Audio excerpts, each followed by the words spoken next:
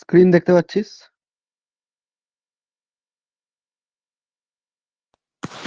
হ্যাঁ, দেখতে পাচ্ছি।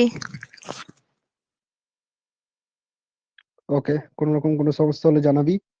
আর মাঝে মাঝে রেসপন্স করবি, কিছু জিজ্ঞাসা করলে রেসপন্স করবি, তাহলে আমি বুঝতে পারবো, কারণ আমি স্ক্রিন থেকে বাইরে বেরিয়ে আসি, তো বুঝতে পারবো না যে কখন কি অফ হয়ে যাচ্ছে, কি অন হচ্ছে।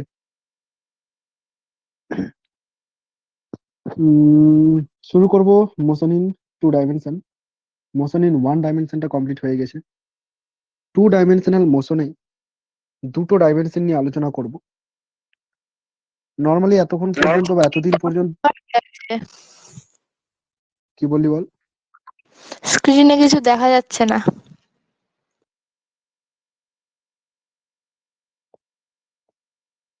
স্ক্রিন তো শেয়ার করাই আছে, ঠিক আছে।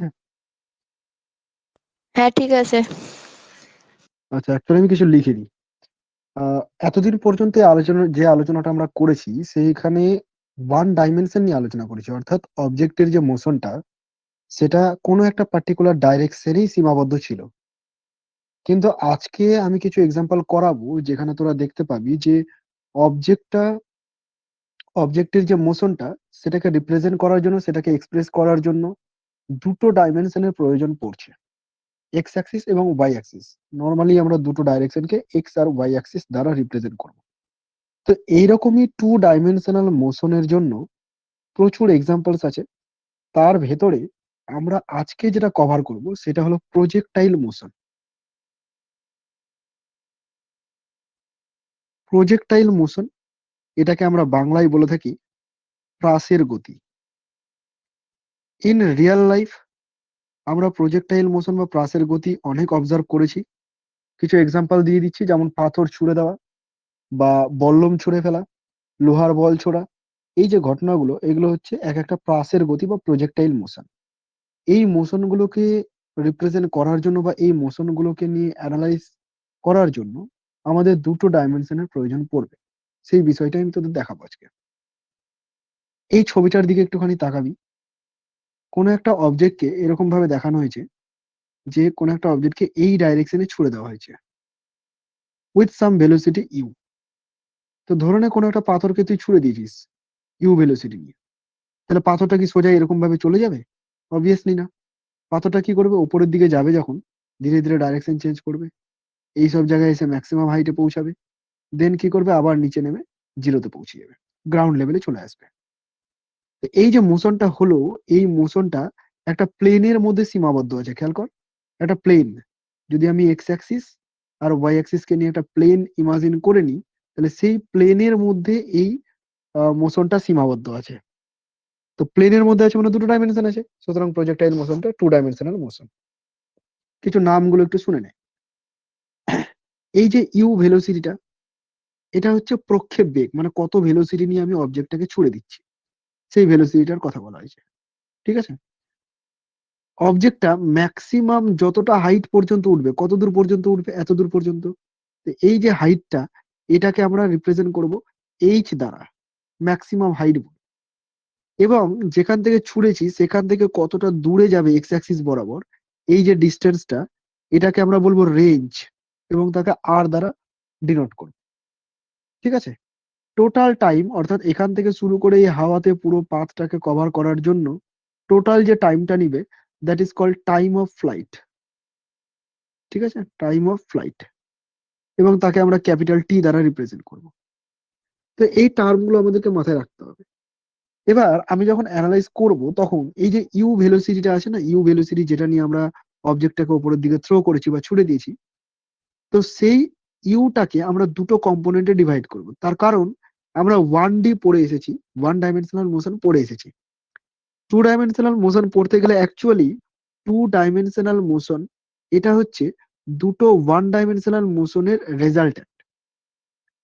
যেমন আমি যদি এই ইউটাকে এই দিকে ভেঙে দিই, থিটা অ্যাঙ্গেল আমি ছুড়ে দিয়েছিলাম হরাইজন্টালের সাথে, তো তো আমি যদি এই দিকে ইউটাকে ভেঙে দিই, ইউ এর একটা কম্পোনেন্ট নিয়ে নিই, তাহলে কি পাবো? তাহলে পাবো হচ্ছে এক্স কম্পোনেন্ট, এবং সেটাকে পাবো ইউ কস থিটা, এইরকম পাবো। ঠিক আছে। সিমিলারলি আমরা যদি ওয়াই অ্যাক্সিস বরাবর একটা কম্পোনেন্ট ইমাজিন করে নিই, ভেক্টরের রেজুলেশন আমরা শিখেছি ভেক্টরে, তো সেই ভেক্টর রেজুলেশন যদি ইউজ করি, তাহলে আমরা একটা ওয়াই কম্পোনেন্ট পাবো, এবং সেটাকে আমরা লিখতে পারবো ইউ সাইন থিটা। অলরেডি কিন্তু আমরা এরকম ভাবে ভেক্টর যে রেজুলেশন, ভেক্টরের রেজুলেশন, সেটা কিন্তু আমরা করতে জানি। তাহলে ইউ কে আমি এরকম দুটো কম্পোনেন্টে ডিভাইড করে নিয়েছি। এখন এই দুটো কম্পোনেন্টে ডিভাইড করে নেওয়ার ফলে আমাকে আর এইটাকে নিয়ে ভাবতে হবে না, এইটা ভুলে যাই, এটা নেই। এখন অবজেক্টটার মধ্যে এই দুটো কম্পোনেন্ট আছে, একটা ইউ কস থিটা আছে, একটা ইউ সাইন থিটা আছে। এই দুটো কম্পোনেন্টকে নিয়ে আলাদা আলাদা ভাবে এখন আমি আলোচনাটা করব। যদি কোনো অবজেক্টকে এই দিকে ছুড়ে দেওয়া যায় with some velocity like u cos theta, তাহলে অবজেক্টটা এই দিকেই মুভ করতে চাইবে। যদি না কেউ ওকে থামায়, কোনো ফোর্স যদি ওকে রেজিস্ট না করে, তাহলে সোজা এই পথে চলতে থাকবে। ঠিক আছে, সোজা এই পথে চলতে থাকবে। এবার এই ক্ষেত্রে দেখ, এখানে বাধা দেওয়ার মাত্র একমাত্র আছে হচ্ছে এয়ার রেজিস্ট্যান্স, মানে বায়ুই বাধা দিতে পারে, তাছাড়া বাধা দেওয়ার মতো আর কিছু নেই। তো এই যে এয়ার রেজিস্ট্যান্স, এটাকে আমরা নেগলেক্ট করে দিচ্ছি, ধরে নিচ্ছি যে এয়ার রেজিস্ট্যান্স এতটাই কম বা নেই। ঠিক আছে, তাহলে সেই ক্ষেত্রে এই দিকের যে কম্পোনেন্টটা, যেটা ইউ কস থিটা দিয়ে আমি রিপ্রেজেন্ট করছি, সেই কম্পোনেন্টটাকে থামানোর মতো কিন্তু কোনো ফোর্স নেই। ফলে অবজেক্টটা কিন্তু এক্স অ্যাক্সিস বরাবর ইউ কস থিটা নিয়েই এগাতে থাকবে, এটা মাথায় ঢুকে নে। অবজেক্টটা এক্স অ্যাক্সিস বরাবর কত ভেলোসিটি নিয়ে যাবে বল? ইউ কস থিটা, এই ভেলোসিটি নিয়ে সামনের দিকে এগাতে থাকবে। এবার ইউ সাইন থিটা কম্পোনেন্টটাকে আলাদা করে ভাব। কোনো একটা অবজেক্টকে যদি আমি উপরের দিকে ছুড়ে দিই রে, তাহলে অবজেক্টটা প্রথমে উপরের দিকে যাবে, দেন কি করবে, উপর থেকে আবার নিচে এরকম ভাবে নেমে যাবে, তাই না? কেন হবে? তার কারণ যত উপরের দিকে যাচ্ছে, এর উপরে কিন্তু একটা অভিকর্ষজ ত্বরণ নিচের দিকে কাজ করছে, বা পৃথিবীর টান নিচের দিকে কাজ করছে। ফলে ধীরে ধীরে ধীরে ধীরে স্পিড কমছে, কমছে, কমতে কমতে কমতে এখানে এসে স্পিডটা জিরো। দেন ও কি করলো, আবার রিটার্ন করে গেল। এই ঘটনাটাই ঘটে। তো তো ইউ সাইন থিটার ক্ষেত্রেও তাই ঘটবে। ইউ সাইন থিটা ভেলোসিটি নিয়ে আমি উপরের দিকে ছুড়ে দিয়েছিলাম, কিন্তু যত উপরে যাবে ইউ সাইন থিটা কমবে, আরো উপরে যাবে ইউ সাইন থিটা কমবে, আরো উপরে যাবে ইউ সাইন থিটা কমবে, যে একটা পার্টিকুলার হাইটে গিয়ে জিরো। দেন নিচের দিকে নামবে, নামবে, নামবে, নামতে নামতে আবার আগের পজিশনে পৌঁছে যাবে। ঠিক আছে। তো এই দুটো এফেক্টকে যদি একসাথে জুড়ে দেওয়া যায়, যে একটা এইদিকে সোজা নিয়ে যাবে, আর একটা উপর দিকে যাবে আবার নিচে নেমে যাবে, তো এই দুটো এফেক্টকে জুড়ে দিলেই কিন্তু এই পাথটা পাওয়া যাবে। এবং এই যে পাথটা, এটা হচ্ছে একটা প্যারাবোলিক পাথ। ঠিক আছে, এটা কি? এটা হচ্ছে একটা প্যারাবোলিক পাথ, অধিবৃত্তাকার পথ। বৃত্তাকার নয় কিন্তু, অধিবৃত্তাকার। ম্যাথমেটিক্স আমরা অধিবৃত্ত পড়েছি তো, অধিবৃত্ত, উপবৃত্ত। তো সেই প্যারাবোলিক পাথের কথা বলছি আমি। ইকুয়েশন অফ ট্রাজেক্টরি দেখাবো, সেই ইকুয়েশন দেখেও ডিসাইড করা যাবে যে এটা একটা প্যারাবোলিক পাথ। ঠিক আছে, মানে প্যারাবোলার যে ইকুয়েশন, সেটাও ডিরাইভ করে দেখাবো। তাহলে আমার কাজ কি হলো এখন এতক্ষণ পর্যন্ত? একটা কম্পোনেন্ট ইউ, সরি, ইউ একটা ভেলোসিটি, যে ভেলোসিটি নিয়ে অবজেক্টটাকে থ্রো করেছিলাম, তাকে দুটো কম্পোনেন্টে ডিভাইড করে নিয়েছি, এবং দুটোকে আলাদা আলাদা ভাবে ভাবনা চিন্তা করছি। বোঝা গেল? একটু লেখাগুলো পড়ে নি। Projectile, let consider a projectile launched so that its initial velocity is u, makes an angle theta with the horizontal. In the following diagram, horizontal direction is taken as x-axis and vertical direction taken as y-axis. Okay. এবার শোন, এই যে U, U vector, actually vector সাইনটা দেওয়া উচিত এখানে, you vector. এই যে ইউ ভেক্টরটা, অর্থাৎ ইউ ভেলোসিটিটা, একে আমি দুটো কম্পোনেন্টে ডিভাইড করতে পারি, একটা হচ্ছে এক্স কম্পোনেন্ট, একটা ওয়াই কম্পোনেন্ট, মানে ইউ এক্স আর ইউ ওয়াই। যেহেতু এক্স অ্যাক্সিস বরাবর i cap unit vector, y axis বরাবর জে ক্যাপ ইউনিট ভেক্টর, তাই এইভাবে লিখেছে। ইউ এক্স কে তো এটা লিখতেই পারি, তাই না, you cos theta. U Y কে তো এটা লিখতেই পারি, ইউ সাইন থিটা। তো এইরকম ভাবে আর কি লেখা হয়েছে। ঠিক আছে, u cos theta i cap plus you sine theta j cap. আচ্ছা, সাউন্ড আর স্ক্রিন ঠিকঠাক আছে কিনা একটু বল একবার। হ্যাঁ, ঠিক আছে। ওকে। তো আমরা ইউটাকে কিন্তু এরকম ভাবে লিখতে পারি। তাহলে আমরা এতদূর পর্যন্ত বুঝতে পারলাম যে ইউ কে ভেঙে এরকম ভাবে লিখবো, এইভাবে আমরা ইউটাকে লিখতে পারি, এটা মাথায় রাখিস। ইউ কে আমরা এরকম ভাবে লিখতে পারি। হুম। এবার বিষয়গুলো শোন।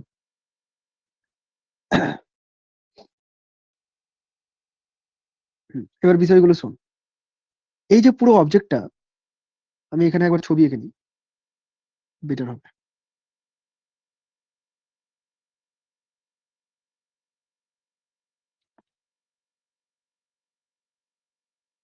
এক্স বলছি অ্যাক্সিস একটু এর আগের পেজটাতে যাও তো সমীকরণটা একটু দেখি একবার।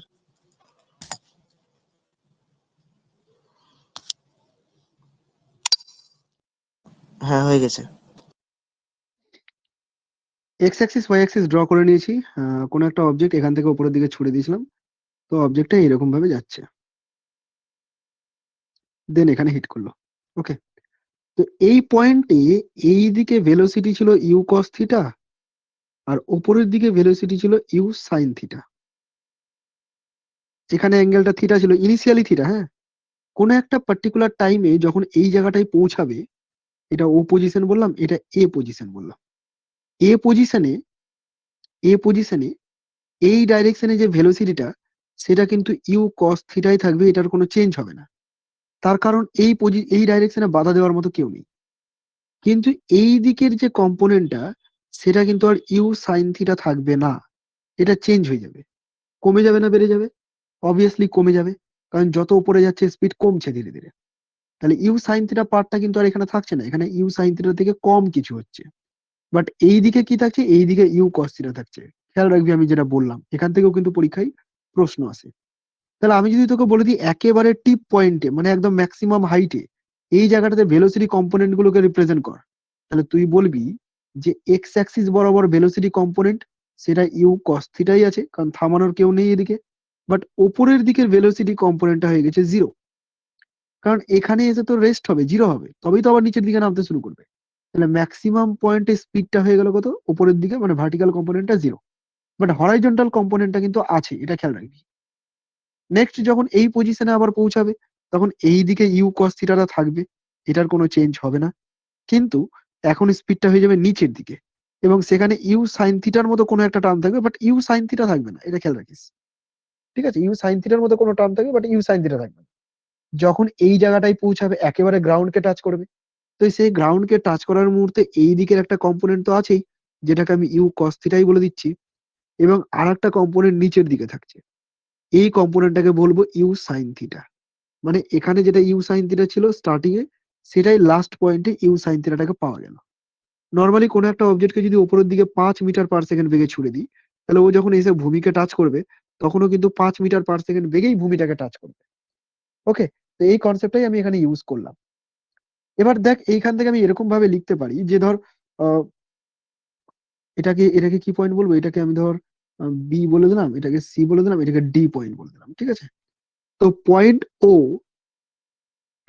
ও তে যদি আমি ইউ ভেক্টরটাকে লিখতে চাই, তাহলে এরকম ভাবে তো লিখতেই পারবো না, you cos theta i cap, u sine theta j cap, এরকম তো কি লিখতেই মানে পারবো। শুধু আওয়াজ আসলো না তোর। কস্তিটাই কাজ করবে? থিটার মানে সাথে আমি যে বলছি কম্পোনেন্ট যে যুক্ত থাকে দেখ, অর্ধবৃত্ত বল। বলছি যে হচ্ছে এই অর্ধবৃত্তাকার পথে যে বস্তুটা যে চলছে, তো ওখানে কি ইউ কস্টের কাজ করছে? আমি এটাই বললাম যে এক্স অ্যাক্সিস বরাবর যেখানে যেখানে কম্পোনেন্ট দরকার পড়বে, প্রত্যেকটা জায়গাতে ইউ কস থিটাটাই থাকবে এক্স অ্যাক্সিস বরাবর। কিন্তু ওয়াই অ্যাক্সিস বরাবর ইউ সাইন থিটার এই মানটা চেঞ্জ হতে থাকবে। এখানে ইউ সাইন থিটার আলাদা একটা মান পাওয়া যাবে, এখানে তো জিরোই হয়ে গেল। এই জায়গায় ইউ সাইন থিটার মান চেঞ্জ, এই জায়গায় চেঞ্জ, এই জায়গায় চেঞ্জ, কিন্তু এইখানে এসে ইউ সাইন থিটার মানটা এক্সাক্ট পাওয়া গেল। মানে কম্পোনেন্ট সব দিকেই আছে, শুধু ইউ কস থিটাটা চেঞ্জ হচ্ছে না, আর ইউ সাইন থিটাটা উপরে যাচ্ছে কমছে, নিচে যাচ্ছে বাড়ছে, এইটুকুই বলেছি। যদি তোকে পয়েন্ট ডি তে জিজ্ঞাসা করে, ডি বলতে একেবারে লাস্ট পয়েন্ট, মানে এই পয়েন্টটার কথা বলছি। তো এই লাস্ট পয়েন্টে যদি জিজ্ঞাসা করে, আমি এটাকে ধর ইউ ড্যাশ ভেক্টর বলে দিলাম। তাহলে খেয়াল করবি এবার, ইউ কস থিটা কম্পোনেন্ট তো আছেই, আর ইউ সাইন থিটা কম্পোনেন্ট আছে, তাই না? ইউ কস থিটা কোন দিকে আছে? এটা আই ক্যাপ বরাবর আছে, তাই আমি লিখে দিলাম u cos theta i cap. কিন্তু ইউ সাইন থিটাটা কোন দিক বরাবর আছে? এটা উল্টো ওয়াই অ্যাক্সিস বরাবর আছে, মানে মাইনাস জে ক্যাপ, নিচের দিকে আছে না, মাইনাস জে ক্যাপ। তার মানে এটা হবে minus you sine theta j cap. ঠিক আছে, খেয়াল রাখবি কিন্তু দুটো ভেক্টরের মান সমান, অর্থাৎ আমি যদি এখানে ইউ ভেক্টর এর ম্যাগনিটিউড নিই আর ইউ ড্যাশ ভেক্টর এর ম্যাগনিটিউড নিই, দুজনের মান একই আসবে, দুজনের মানটা একই আসবে। কিন্তু এদের ডাইরেকশনের জন্য ভেক্টরিক্যালি যখন আমি তাদেরকে রিপ্রেজেন্ট করছি, তখন এই রকম লাগছে দেখতে। ঠিক আছে, তো এরকম ভাবে ভেক্টরের ডাইরেকশন গুলোকে আমাদেরকে কনসিডার করতে হবে। ধর আমি ছোট্টখাট্ট একটা প্রবলেমের মতো তোদেরকে দিয়ে দিচ্ছি। ধরুন তোকে এরকম দিয়ে দিল যে ইনিশিয়াল ভেলোসিটি, মানে কোনো একটা অবজেক্টকে আমি ছুড়ে দিয়েছি মনে কর প্রজেক্টাইল মোশনে, তাহলে ইনিশিয়াল ভেলোসিটি তোকে বলে দিল যে ইউ সমান সমান 2i cap plus 3j cap. ঠিক আছে, দেন তোকে জিজ্ঞাসা করলো যখন গ্রাউন্ডকে টাচ করবে ফাইনাল ভেলোসিটি কত হবে। তো যখন গ্রাউন্ডকে টাচ করবে তুই কি করবি বলতো, এই টুটা কিন্তু ইউ কস থিটার মতো, আর এই থ্রিটা কি ইউ সাইন থিটার মতো। তো ইউ কস থিটাটা ইউ কস থিটাই থেকে যাবে, কিন্তু ইউ সাইন থিটাটা হয়ে যাবে মাইনাস ইউ সাইন থিটা, মানে এরকম -3j ক্যাপ হয়ে যাবে। আশা করি বুঝতে পারলি। তো এই কনসেপ্ট গুলো আমাদেরকে কাজে লাগাতে হবে। নেক্সট পয়েন্ট, এটা স্ক্রিনশট নিলে নিয়ে নে।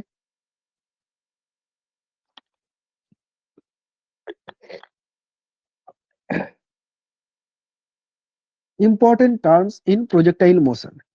কোন একটা প্রজেক্টাইল মোশনে ইম্পর্টেন্ট টার্ম গুলো কি কি আমি অলরেডি তোদের উল্লেখ করে দিয়েছি। এই যে হাইটটা, এটা ম্যাক্সিমাম হাইট, এটাকে আমরা ক্যাপিটাল এইচ দ্বারা রিপ্রেজেন্ট করব। এখান থেকে শুরু করে এত দূর পর্যন্ত এটাকে আমরা রেঞ্জ বলবো, তাই না? বল্লম ছোড়া বা লোহার বল ছোড়ার ক্ষেত্রে আমরা রেঞ্জ মেজার করি।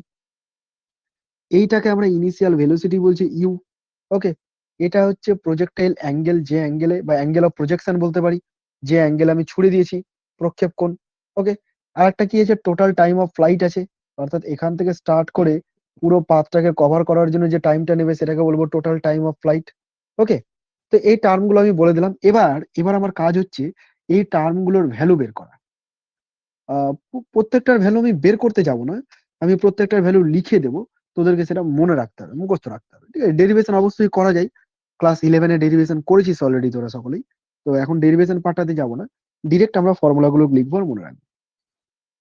সবার প্রথমেই বলে দিচ্ছি, সবার প্রথমেই বলছি total time of flight,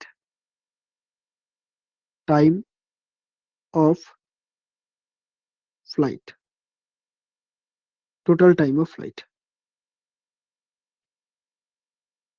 time of flight capital T দ্বারা রিপ্রেজেন্ট করব, এবং এইটা হবে 2u sine theta divided by G. এগুলো মুখস্থ করতে হবে, হ্যাঁ। 2u sine theta divided by G. দেখ 2u সাইন থিটা আছে, তো আমি এরকম চাইলে লিখতেই পারি যে, সাউন্ডের সমস্যা হচ্ছে নাকি রে? না। সব ঠিকঠাক আছে তো? কারণ অঙ্কিত আবার এসএমএস করেছে, দেখছি যে সমস্যা হচ্ছে বলছে।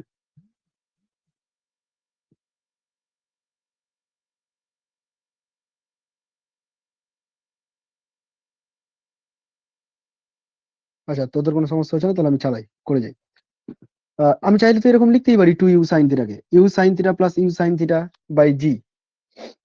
ঠিক আছে, এরকম চাইলে আমি লিখতে পারি। মানে আসল বিষয়টা হলো এরকম যে অবজেক্টটা যখন নিচ থেকে শুরু করে উপরে উঠছে, নিচ থেকে শুরু করে উপরে উঠছে, তখন একটা টাইম নিচ্ছে, সেই টাইমটা হচ্ছে ইউ সাইন থিটা বাই জি। বুঝতে পারলি? আবার উপর থেকে নিচে নামছে, তখন আবার সময় নিচ্ছে u sine theta by g. Then total time of flight তাহলে কত হচ্ছে, যোগ করে দিলেই পেয়ে যাবো। সেটাই আর কি এখানে লেখা হয়েছে, 2u sine theta by G. তো আমাদেরকে এইটা মুখস্থ করতে হবে, টোটাল টাইম অফ ফ্লাইটটা। নেক্সট মুখস্থ করব ম্যাক্সিমাম হাইট।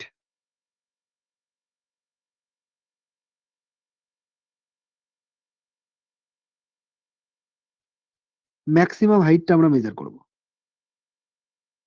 ম্যাক্সিমাম হাইটকে ক্যাপিটাল এইচ দ্বারা রিপ্রেজেন্ট করেছি, এবং এর মানটা হবে u square sine square theta divided by 2g। কি বললাম? U square sine square theta divided by 2g। মুখস্থ করে নিতে পারবি তো? U square sine square theta divided by 2g।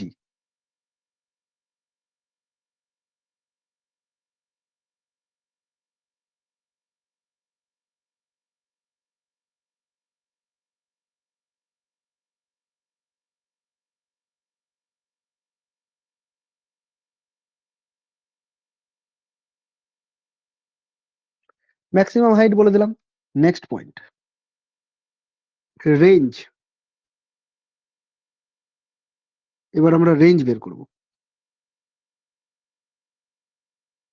Range কোনটাকে বললাম মনে পড়ছে? রেঞ্জ কোনটাকে বলেছিলাম? রেঞ্জ হচ্ছে এইখান থেকে শুরু করে, সরি, এইখান থেকে শুরু করে এত দূর পর্যন্ত, এটাকে বলছি আমরা রেঞ্জ, বাংলাতে বলে থাকি সীমা। ঠিক আছে? তো সেই রেঞ্জটা যদি বের করতে হয়, তো রেঞ্জের ফর্মুলা হচ্ছে, রেঞ্জকে আর দ্বারা রিপ্রেজেন্ট করব। এর ফর্মুলা হচ্ছে U square sine 2θ divided by G. একটা জিনিস খেয়াল করবি, প্রত্যেকটা টার্ম প্রায় একই রকমের লাগছে দেখতে। এবার কোনটার মান কোনটা সেটা মনে রাখাই কিন্তু কষ্টকর বা ভুলে যাব। তা আমি যেভাবে মুখস্থ করেছি, তোদেরকেও এরকম ভাবে মুখস্থ করতে হবে যদি শর্টে করতে হয়। আর তা না হলে কিন্তু এই ডেরিভেশন করে করে বের করতে হবে, অত সময় পরীক্ষায় থাকে না সাধারণত একটা প্রশ্নের জন্য। তাই আমাদেরকে মুখস্থ করতেই হবে ফর্মুলাগুলো, কোনো উপায় নেই। টাইম সহজেই মনে থেকে যাবে, 2u sin থিটা বাই জি, কোনো স্কোয়ার স্কোয়ার নেই। এইচ এর মধ্যে স্কোয়ার আছে, আর এর মধ্যে স্কোয়ার আছে।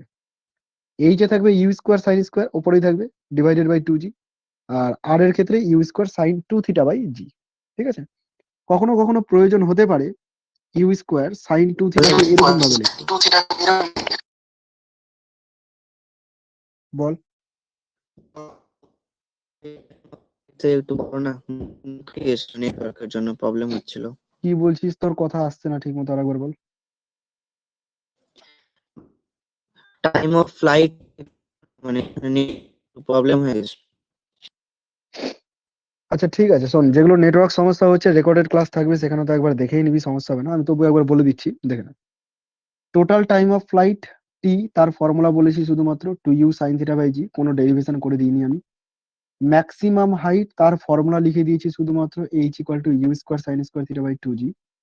এবং রেঞ্জ, তারও ফর্মুলাটাই শুধু লিখে দিয়েছি, R equal to U square sine 2θ by জি। আর এক্সট্রা কিছু আমি ডেরিভেশন এখানে করাইনি। ঠিক আছে? তুই পরে রেকর্ডিং দেখবি, তখনও বুঝতে পারবি আর কিছু করানো হয়নি। যেটা বলতে যাচ্ছিলাম আমি পরে, যে এই সাইন 2θটাকে চাইলে আমি ভেঙে এরকম ভাবে লিখতে পারি 2 sin থিটা কস থিটা। এটা তো আমরা ম্যাথামেটিক্সে ইউজ করি, ডিভাইডেড বাই জি। ঠিক আছে? এই জিনিসটা মাথায় রাখিস। তো এইখান থেকে কিছু গুরুত্বপূর্ণ পয়েন্ট আমরা অবজার্ভ করব। ফর্মুলাগুলো দেখে নেওয়ার একবার, time of flight, maximum height, range. ঠিক আছে? তিনটা ফর্মুলা আমি তোদের আপাতত লিখেছি। এবার এই ফর্মুলা গুলোকে কাজে লাগিয়েই তোদের প্রবলেম গুলোকে তৈরি করা হয়। কিছু স্পেশাল কেস দেখে নে, যেগুলো তোর ওই কোশ্চেনে ডিরেক্ট ইউজ করতে হবে, ডাইরেক্ট তোকে ইউজ করতে হবে, মানে মাথায় চলে আসতে হবে সঙ্গে সঙ্গে। সেই গুরুত্বপূর্ণ পয়েন্ট গুলো আমি এখানে লিখে রেখেছি। কি লিখে রেখেছি দেখ। projectile has the same range at the angles of projection at theta and 90 minus theta. বুঝতে পারলাম না, আমি আগে একটা প্রজেক্টাইল মোশন ড্র করে দিই।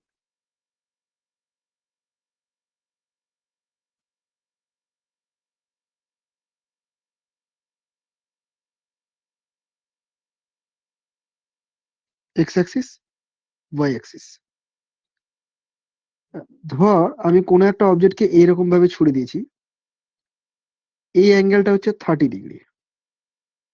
তাহলে এর মোশনটা কেমন হবে? এইরকম মোশন হবে, তাই না? এরকম ধরনের মোশন হবে। এবার যদি আমি কোনো একটা অবজেক্টকে এইরকম ভাবে ছুড়ে দিই, আমি অ্যাঙ্গেলটা বলে দিলাম তোকে, যে এই অ্যাঙ্গেলটা হচ্ছে 60 ডিগ্রি, ব্ল্যাক কালারে যেটা আছে। তাহলে তার একটা প্রজেক্টাইল হবে, তার একটা ট্রাইজেক্টরি হবে। এখানে বলতে চাইছি কি, তাদের দুজনের রেঞ্জটা সেম হবে। অর্থাৎ কোথা দিয়ে যাবে না যাবে সেটা জানি না, বাট এদের দুজনের রেঞ্জ কি হবে? সেম হবে, অর্থাৎ একই জায়গা থেকে টাচ করবে। বুঝতে পারলি আমি কথাটা কি বললাম? আমি তোকে ম্যাথমেটিক্যালি দেখিয়ে দিচ্ছি। এখানে বলেছে একটা অ্যাঙ্গেল থিটা আর একটা যদি 90 মাইনাস থিটা হয়, তবেই এই ঘটনাটা সম্ভব, যে কোনো অ্যাঙ্গেলের জন্য নয় কিন্তু। দেখ, একটা অ্যাঙ্গেল থিটা বলতে আমি 30 ডিগ্রি করেছি, তাহলে আর একটা অ্যাঙ্গেল 90 মাইনাস থিটা কত হচ্ছে? 60 ডিগ্রি। তাহলে যদি দুটো অ্যাঙ্গেল কমপ্লিমেন্টারি অ্যাঙ্গেল হয়, মানে পূরক কোণ হয়, কমপ্লিমেন্টারি অ্যাঙ্গেল মানে পূরক কোণ, তাহলে কমপ্লিমেন্টারি অ্যাঙ্গেলের ক্ষেত্রে তাদের সীমা অর্থাৎ রেঞ্জটা কিন্তু সেম সেম হবে। ঠিক আছে? কার জন্য বলছি আমি এই ঘটনাটা? কমপ্লিমেন্টারি অ্যাঙ্গেল,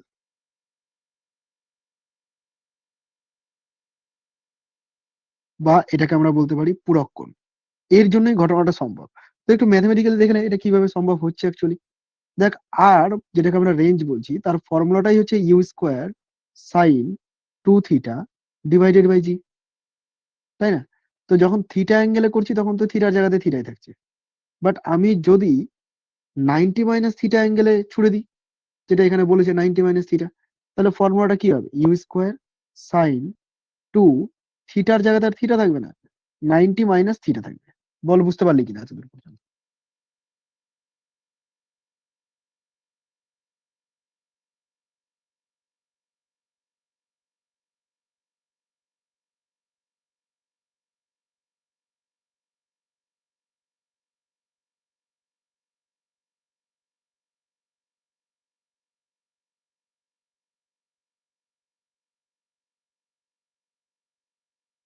সব ভিজিবল আছে রে? এতদূর পর্যন্ত বুঝতে পারলি? ডিভাইডেড বাই জি। এবার দেখ এটাকে একটু ভেঙে চলে যদি লেখা যায়, ইউ স্কোয়ার সাইন এটা হবে 180 degree minus 2 theta divided by জি। আর 180 মাইনাস সামথিং করতে গেলে সাইনের ক্ষেত্রে সাইন থিটাই হবে, অর্থাৎ সাইন 2 থিটাই লিখতে পারি আমি এটাকে। তো এখান থেকে দেখে বোঝা যাচ্ছে না যে আর ইকুয়াল টু আর ড্যাশ ই হয়ে গেল, দুটো অ্যাকচুয়ালি ইকুয়াল হয়ে গেল। বুঝতে পারলি তো? অর্থাৎ কমপ্লিমেন্টারি অ্যাঙ্গেল থাকতে গেলে দুজনের রেঞ্জ সেম হবে, এটাই আমি জাস্ট বলতে চাইছি, তোরা এটা মাথায় ঢুকে নে। এরকমই আরো একটা কেস উল্লেখ করা হয়েছে এখানে। একবার বলেছে 45 ডিগ্রি মাইনাস আলফা, আর একটা বলেছে 45 ডিগ্রি প্লাস আলফা। যদি এরকমও কন্ডিশন থাকে তো সেই ক্ষেত্রেও রেঞ্জটা সমান হবে। তো ঘাবড়ানোর কিছু নেই, তুই দেখ এই দুটো অ্যাঙ্গেল কিন্তু পরস্পরের কমপ্লিমেন্টারি অ্যাঙ্গেল। তার কারণ এটা আর এটা এই দুটোকে যোগ করলে তো 90 ডিগ্রি হয়ে যাবে, তাই না? তো কন্ডিশন তো ওটার জন্য অ্যাপ্লিকেবল, এই যে থিটা আর 90 মাইনাস থিটা যোগ করলে 90 ডিগ্রি হয়ে যায়। তাহলে এদের দুজনের জন্যও কিন্তু এই ঘটনাটা সম্ভব, এটা অ্যাপ্লিকেবল। ওকে, আশা করি মনে থাকবে এটা। এবং এদের ক্ষেত্রে যদি তোকে রেঞ্জটা বের করতে হয় তো সেই রেঞ্জটাও বের করে দেখিয়ে দিচ্ছি আমি। R equal to U square sine 2 theta divided by G. তাহলে U square sine 90 degree minus 2 alpha divided by G. বা বলতে পারি U square sine 90 minus theta মানে কি হয় রে? কস থিটা হয়, cos 2 alpha divided by G. Okay, তুই যেটাই বসা না কেন, তুই যদি 45 প্লাস আলফাও বসাতি তো বই একই জিনিস আসতো। ওকে, আশা করি এতদূর পর্যন্ত ক্লিয়ার হয়ে গেছে। এই জায়গাটা কিন্তু খুবই গুরুত্বপূর্ণ, এগুলোকে স্কিপ করা যাবে না একদম। এবং নিট এক্সামের পয়েন্ট অফ ভিউ থেকে তো যথেষ্ট গুরুত্বপূর্ণ, স্টার করে রাখে এখানে। এটা এরকম ধরনের কনসেপ্ট আসা মাত্রই তোর মাথাতে এই জিনিসগুলো ঘুরতে হবে, খুব সহজেই যেন এগুলো তোর মাথায় চলে আসে। স্ক্রিনশট নিয়ে নিলে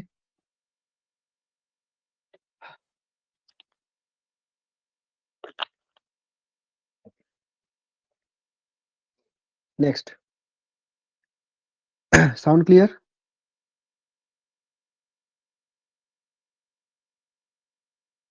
একটু রেসপন্স কর কেউ। হ্যাঁ। ওকে, আচ্ছা আরো কিছু ইম্পর্টেন্ট পয়েন্ট আছে, একটু গল্পগুলো পড়ি কি বলেছে শুনি। There are two unique times at which the projectile is at the same height, and the sum of these two times equals the time of flight t. বোঝাই আমি, ঘাবড়ানোর কিছু নেই, বুঝিয়ে দিচ্ছি। এখানে তো নেই কোথাও, নতুন করে ড্র করে নিই। এই হচ্ছে একটা প্রজেক্টাইল মোশন। এবার এই প্রজেক্টাইল মোশনের ক্ষেত্রে এই হচ্ছে একটা প্রজেক্টাইল মোশন। এই প্রজেক্টাইল মোশনের ক্ষেত্রে দুটো পয়েন্ট আছে, ধরুন এইখানে একটা পয়েন্ট নিলাম এ পয়েন্ট, আর এইখানে একটা পয়েন্ট নিলাম বি পয়েন্ট। এরা দুজন কিন্তু সেম হাইটে আছে, খেয়াল কর। এবং এ পয়েন্টটা কোন একটা পার্টিকুলার টাইমে আছে, সাপোজ টি1 টাইম। বি পয়েন্ট একটা পার্টিকুলার টাইমে আছে, সাপোজ টি2 টাইম। তো এটাই বলতে চাইছে দুটো ইউনিক টাইম আছে, যে দুটো ইউনিক টাইমে অবজেক্টটা সেম হাইট অ্যাচিভ করে। Two unique times at which the projectile is at the same height. বুঝতে পেরে গেছিস নিশ্চয়ই? এবং সেটা অবশ্যই ক্যাপিটাল এইচ এর থেকে ছোটই হতে হবে, ক্যাপিটাল এইচ এইটা, তার থেকে ছোটই হতে হবে। The sum of this two times, এই যে দুটো টাইমস টি1 আর টি2, টি1 প্লাস টি2, এই দুটো টাইমের যে সাম সেটা টোটাল টাইম অফ ফ্লাইটের সাথে ইকুয়াল হতে হবে। ঠিক আছে, এই কন্ডিশন গুলো আমরা মনে রেখে দিতে পারবো। ওকে, আচ্ছা আর একটা কন্ডিশন এখানে লেখা আছে, দেখ এইচ ইকুয়াল টু এইটা। আমি বলে দিচ্ছি এটা কি অ্যাকচুয়ালি। ধর এই হাইটটাকে আমি এইচ বলে দিলাম, এখান থেকে শুরু করে এত দূর পর্যন্ত। কত দূর পর্যন্ত? এখান থেকে শুরু করে এত দূর পর্যন্ত। এই হাইটটাকে আমি কি বলে দিলাম? এইচ বলে দিলাম। তো তো এই এইচটাকে যদি ফাইন্ড আউট করতে হয়, এখানেই লিখে দিচ্ছি আমি। ধর এইচ ইকুয়াল টু, তোরা ফর্মুলা মুখস্থ করেছিস ওয়ান ডাইমেনশনে, u t plus half g t square, মনে আছে কিনা? H equal to u t plus half g t square. তো এখানে এইচ এর জায়গাতে এইচ হবে, ইউ এর জায়গাতে, কত ভেলোসিটি নিয়ে উপরের দিকে চলতে শুরু করেছিল রে? উপরের দিকে চলতে শুরু করেছিল ইউ সাইন থিটা নিয়ে, তাই না?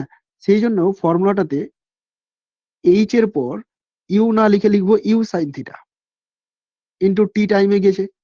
আচ্ছা, এখানে হবে মাইনাস, কারণ যত উপরের দিকে যাবে তত এর স্পিডটা কমতে থাকবে, অর্থাৎ তার উপরে কিন্তু একটা অভিকর্ষজ মন্দন কাজ করছে, তাই জন্য মাইনাস হাফ জি টি স্কোয়ার।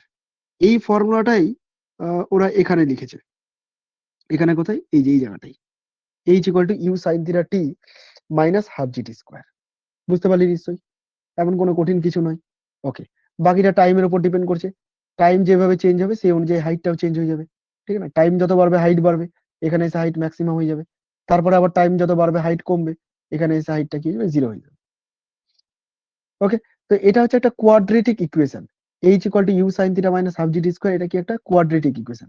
আমি ইকুয়েশনটা এখানে লিখে নিই, h equal to you sine theta T minus half g T square. এটা একটা কোয়াড্রেটিক ইকুয়েশন, দ্বিঘাত সমীকরণ। কিভাবে?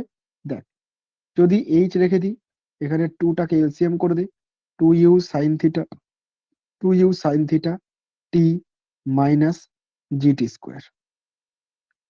একটু সাজিয়ে লিখলে এরকম হবে কিনা দেখতো, জিটি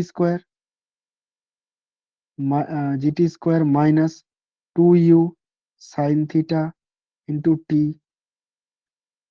এটা ওইদিকে গেল, ওইটা ওইদিকে মাইনাস হলো, plus two H equal to zero. যদি প্লাস মাইনাসে ভুল থাকে বলিস আমাকে, আশা করি ঠিক করেছি। এটা আসলো, মাইনাস হলো, আর টু এইচ, ঠিক আছে? বা আমি লিখতে পারি T square minus two you sine theta divided by G into T plus two H by G equal to zero. সমীকরণটা দেখতে A X square plus B X plus C equal to zero এর সাথে তুলনা করা যাচ্ছে কিনা? তার মানে এটা কোয়াড্রেটিক ইকুয়েশন আছে। যদি আমি তুলনা করে নিই, তাহলে তুলনা করলে এ ইকুয়াল টু লিখতে পারবো ওয়ান, বি ইকুয়াল টু লিখতে পারবো minus two you sine theta by G, এবং সি ইকুয়াল টু লিখতে পারবো টু এইচ বাই জি। এই টার্মগুলো আমরা লিখতে পারবো তো? তো এই যে কোয়াড্রেটিক ইকুয়েশনটা, এরকম ভাবে যে আমি টার্মগুলোকে লিখলাম, এইটা লেখার ফলে কিছু ইকুয়েশন এখান থেকে তৈরি করা যাবে, যেমনটা এরা তৈরি করেছে। কি তৈরি করেছে দেখ, লিখেছে T one plus T two equal to two you sine theta by G.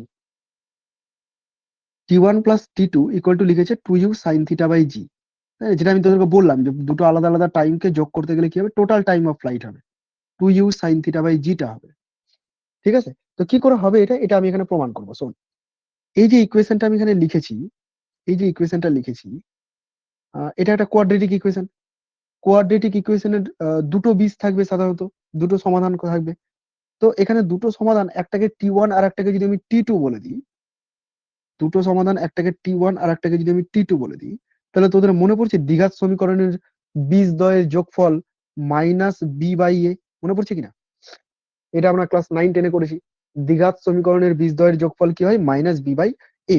তো সেটাই তুই এখানে কর, টি ওয়ান রাখ, টি টু রাখ, মাইনাস বি, বি মানে এখানে দেখতে পাচ্ছিস তো? এটা যদি বসিয়ে দিস তাহলে মাইনাস আর মাইনাস থাকছে না, two you sine theta by g divided by কি করতে হবে? এ করতে হবে। এ মানে কত রে? এ মানে তো এখানে ওয়ান। তাহলে এ দেখ, T one plus T two equal to two you sine theta by G প্রমাণ হয়ে গেল। দেখলি ম্যাথমেটিক্স কে কাজে লাগিয়ে দিলাম কি করে এটার মধ্যে। দুটো টাইমকে যোগ করতে গেলে সবসময় এই ভ্যালুটাই হতে হবে। সিমিলারলি আরো কিছু কন্ডিশন আছে, দেখ বলেছে এখানে T one into T two, এটা হবে টু এইচ বাই জি। তো এটাকেও আমি ডিরাইভ করে তোদেরকে দেখিয়ে দিতে পারি। কিভাবে? বীজদ্বয়ের গুণফল আলফা ইন্টু বিটা, বীজদ্বয়ের গুণফল, কোন দ্বিঘাত সমীকরণের বীজদ্বয়ের গুণফল, এর ফর্মুলাটা কি ছিল? সি বাই এ ছিল। হয়তো অনেকে ভুলে গেছিস, নাম শুনলে মনে পড়বে, সি বাই এ ছিল। তো এই যে T one by T two, এই সি বাই এটাকে আমি এরকম লিখতে পারি, সি মানে হচ্ছে two H by G, two H by জি, আর এ মানে তো ওয়ান, তাই না? তাহলে দেখ এটাও প্রমাণ হয়ে গেল, টি ওয়ান টি টু সমান সমান টু এইচ বাই জি। বুঝতে পারছিস কিনা? আশা করি এগুলো বুঝতে পারছিস, এগুলো খুব সহজ সহজ জিনিস আছে। নেক্সট কি করেছে, T1 মাইনাস T2 ও বের করেছে। তো T1 মাইনাস T2 বের করাটাও খুব ইজি। তুই এরকম করবি, T1 মাইনাস T2 এটাকে যদি বের করতে হয় তাহলে প্রথমে তুই এর স্কোয়ার বের কর, a minus b whole square.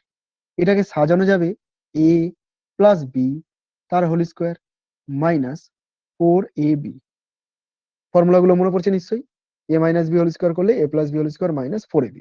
এবার a plus b whole square এখানে বের করা আছে, এই তো বের করা আছে, তো বসিয়ে দে 4u square sine square theta by G square minus T1 T2 এর ভ্যালু তো বের করে নিয়েছি আমি অলরেডি এখানে, তো T1 T2 এর ভ্যালু বসে দে 4 ইন্টু 2h বাই জি।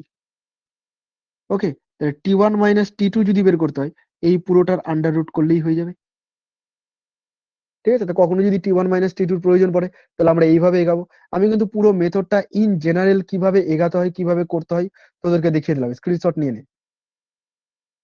ঠিক আছে, ম্যাথামেটিক্সে গিয়েও বা প্রবলেম সলভ করতে গিয়েও কিন্তু আমরা এই অ্যাপ্রোচেই এগাবো।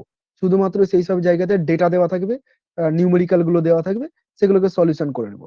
আর এখানে কি করেছি, ইন জেনারেল আমি লেটার দিয়ে দিয়ে অ্যালফাবেটিক্যাল লেটার গুলো দিয়ে দিয়ে তোদেরকে বোঝালাম।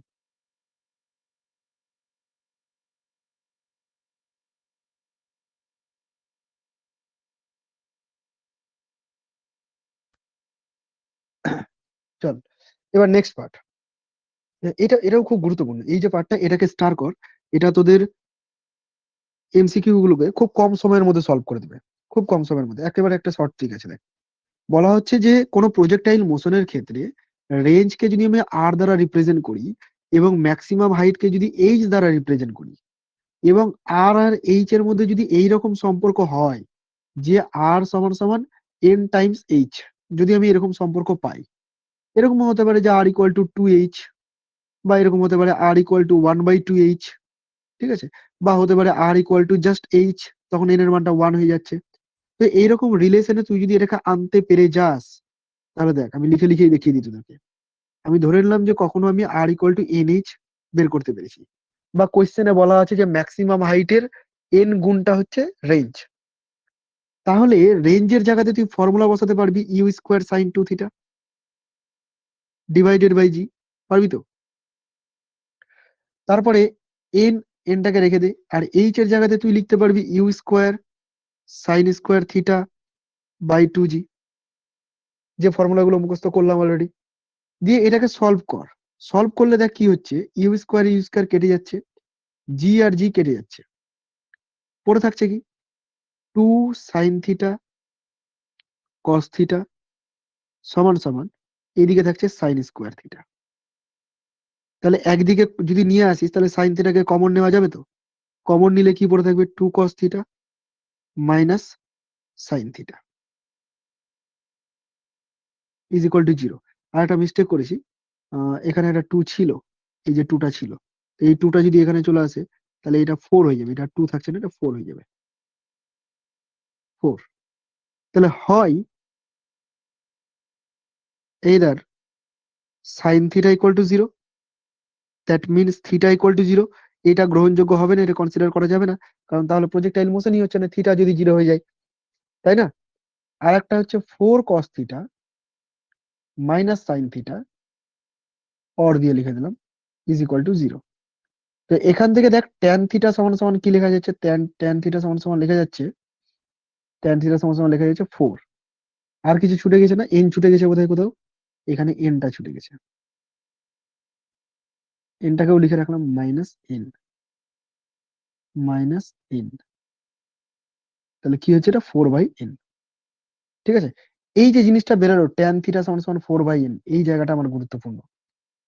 যদি এন টাইমস এরকম কোনো ডেটা আমি পেয়ে যাই তাহলে সেখান থেকে থিটাটা ডাইরেক্টলি বের করতে পারবো। কিভাবে? ট্যান থিটা সমান সমান 4/n করে কিন্তু আমি ডাইরেক্টলি বের করতে পারবো, খুব কাজে লাগবে এই জায়গাটা। ওকে, এটাকে স্ক্রিনশট নিয়ে নে, এটা এই রিলেটেড প্রবলেমও করবো, আজকের ক্লাসে প্রবলেম আছে দেখবি, খুব সহজে অঙ্কটা করে নিতে পারবো। এখানে করে দেওয়া আছে অলরেডি, ট্যান থিটা সমান সমান 4/n।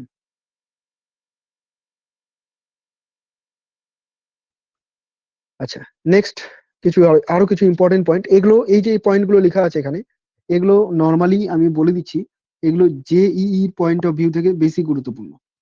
তবে নিটের কোশ্চেন যেহেতু এখন একটু স্ট্যান্ডার্ড লেভেলের হয়ে গেছে, তো তোরা এই পয়েন্টগুলোকে দেখে রাখ। Time taken by projectile during upward motion less than time taken during downward motion. এই কন্ডিশন গুলো লেখা হয়েছে যখন এয়ার রেজিস্ট্যান্স থাকবে। আমরা প্রথম থেকে কি করছি, এয়ার রেজিস্ট্যান্সকে নেগলেক্ট করে দিয়েছিলাম, কিন্তু যদি এয়ার রেজিস্ট্যান্স থাকে, এয়ারের বাধাটা যদি কনসিডার করে নিই, তাহলে ঘটনাটা কি করবে, কি হবে, এয়ার রেজিস্ট্যান্স এক্সিস্টস। যদি এটা হয়, আমার চ্যানেলের নামের মতো হয়ে গেল না, কনসেপচুয়াল ফিজিক্স এক্সিস্ট। যদি এয়ার রেজিস্ট্যান্স এক্সিস্ট করে, তাহলে প্রজেক্টাইল মোশনে ওপরে ওঠার জন্য একটা টাইম লাগে আর নিচে নামার জন্য একটা টাইম লাগে, তাই তো? বলছে যে time taken by the projectile during the upward motion is less then the time taken by the projectile during the downward motion. মানে ওপরে উঠতে সময়টা কম লাগবে, কিন্তু নিচে নামতে সময়টা বেশি লাগবে। খুব গুরুত্বপূর্ণ লাইন বলেছি এটা, ঠিক আছে? ওপরে উঠতে টাইমটা কম লাগবে, কিন্তু নিচে নামতে টাইমটা বেশি লাগবে। আমি একটুখানি বলে দিচ্ছি রিজনটা কি, তোরা ধরতে পারছিস কিনা দেখ। যখন অবজেক্টটা ওপরের দিকে উঠবে, তখন গ্র্যাভিটি ওকে নিচের দিকে টানছে, প্লাস এয়ার রেজিস্ট্যান্সও বাধা দিচ্ছে, তাহলে দুজন মিলে বাধা দিচ্ছে ওকে। দুজন মিলে বাধা দেওয়ার ফলে ঘটনাটা কি করবে বলতো, ও বেশি উঁচুতে আর উঠতে পারবে না, থেমে যাবে এইসব জায়গায়। কিন্তু যখন নিচে নামবে, তখন গ্র্যাভিটি নিচের দিকে টানছে, বাট নিচে যখন নামছে এয়ার রেজিস্ট্যান্স কিন্তু বাধাই দেবে। এয়ার রেজিস্ট্যান্সের কাজই হচ্ছে ওকে বাধা দেওয়া, সে ওপরে যাক আর নিচে যাক। তাহলে এখন ঘটনাটা কি হয়েছে দেখ, একজন নিচে টানছে, একজন ওপরে টানছে, তাহলে এ নিচে নামতে সময়টা তুলনামূলক এখন বেশি লেগে যাবে। আর একবার বলি শুনে নে। প্রথমে ওপরে যখন উঠছিল, তখন গ্র্যাভিটি নিচে টানছিল, এয়ার রেজিস্ট্যান্সও বাধা দিচ্ছিল, দুজন মিলে ওর উপরে কাজ করছিল, বলে ও বেশি উচ্চতায় যেতে পারলো না, তাড়াতাড়ি শীর্ষবিন্দুতে পৌঁছে গেল। ঠিক আছে? যতটা উঠতে পারতো, ধরুন এতটা উঠতে পারতো, পারলো না, এইসব জায়গায় পৌঁছে থেকে গেল। এখন যখন নিচে নামবে, তখন গ্র্যাভিটি নিচে টানছে, কিন্তু এয়ার রেজিস্ট্যান্স ওকে বাধা দিচ্ছে উপরে। তাহলে এর ফলে কি হচ্ছে, দুদিকে দুরকম বাধা পাচ্ছে বলে ও কি করছে, ধীরে ধীরে ধীরে ধীরে নিচে নামবে। এখন রেজাল্টটা কমে যাচ্ছে বলে টাইম টেকেনটা বেশি হয়ে যাচ্ছে। 2 নম্বর point, the values of the height attained and range of the projectile decrease. তো যে হাইটটা ওপরে উঠতো,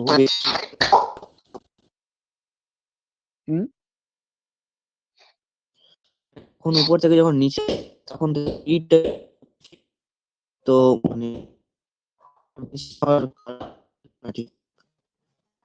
যাই হোক, তোর কথা কেটে যাচ্ছে, বাট আমি বুঝতে পারলাম তুই কি জিজ্ঞাসা করতে যাচ্ছিস। হয়তো এরকম কিছু জিজ্ঞাসা করছিস যে ওপরে উঠছে এবার নিচে নামার সময় তো তাড়াতাড়ি নামা উচিত, এরকম কিছু বলতে চাইছিস নাকি?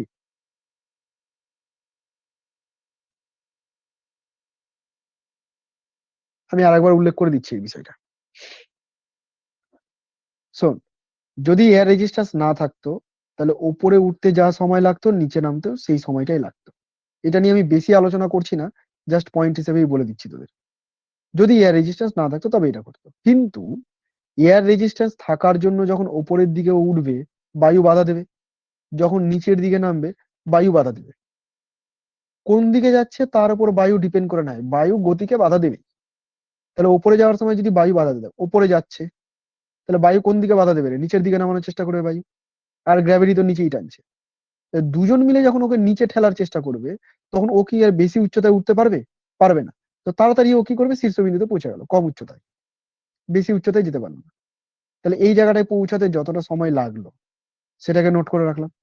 এবার দেখবো এখান থেকে নিচে নামবে, যখন নিচে নামবে, গ্র্যাভিটির জন্য নিচে নামছে, কিন্তু এয়ার রেজিস্ট্যান্স বলছে নিচে নামতে দেবো না, উপরের দিকে ঠেলে রাখবো।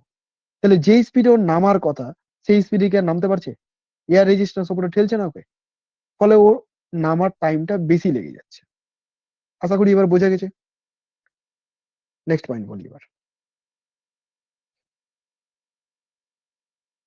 কি বললাম, এই যে হাইট যতটা অ্যাটেন্ড করছে এবং রেঞ্জ যতটা হবে, এয়ার রেজিস্ট্যান্সের জন্য ডিক্রিজ করে দেবে, স্বাভাবিকভাবে এয়ার বাধা দিচ্ছে বলে এগুলো ডিক্রিজ করবে। Projectile returns to the ground with less speed.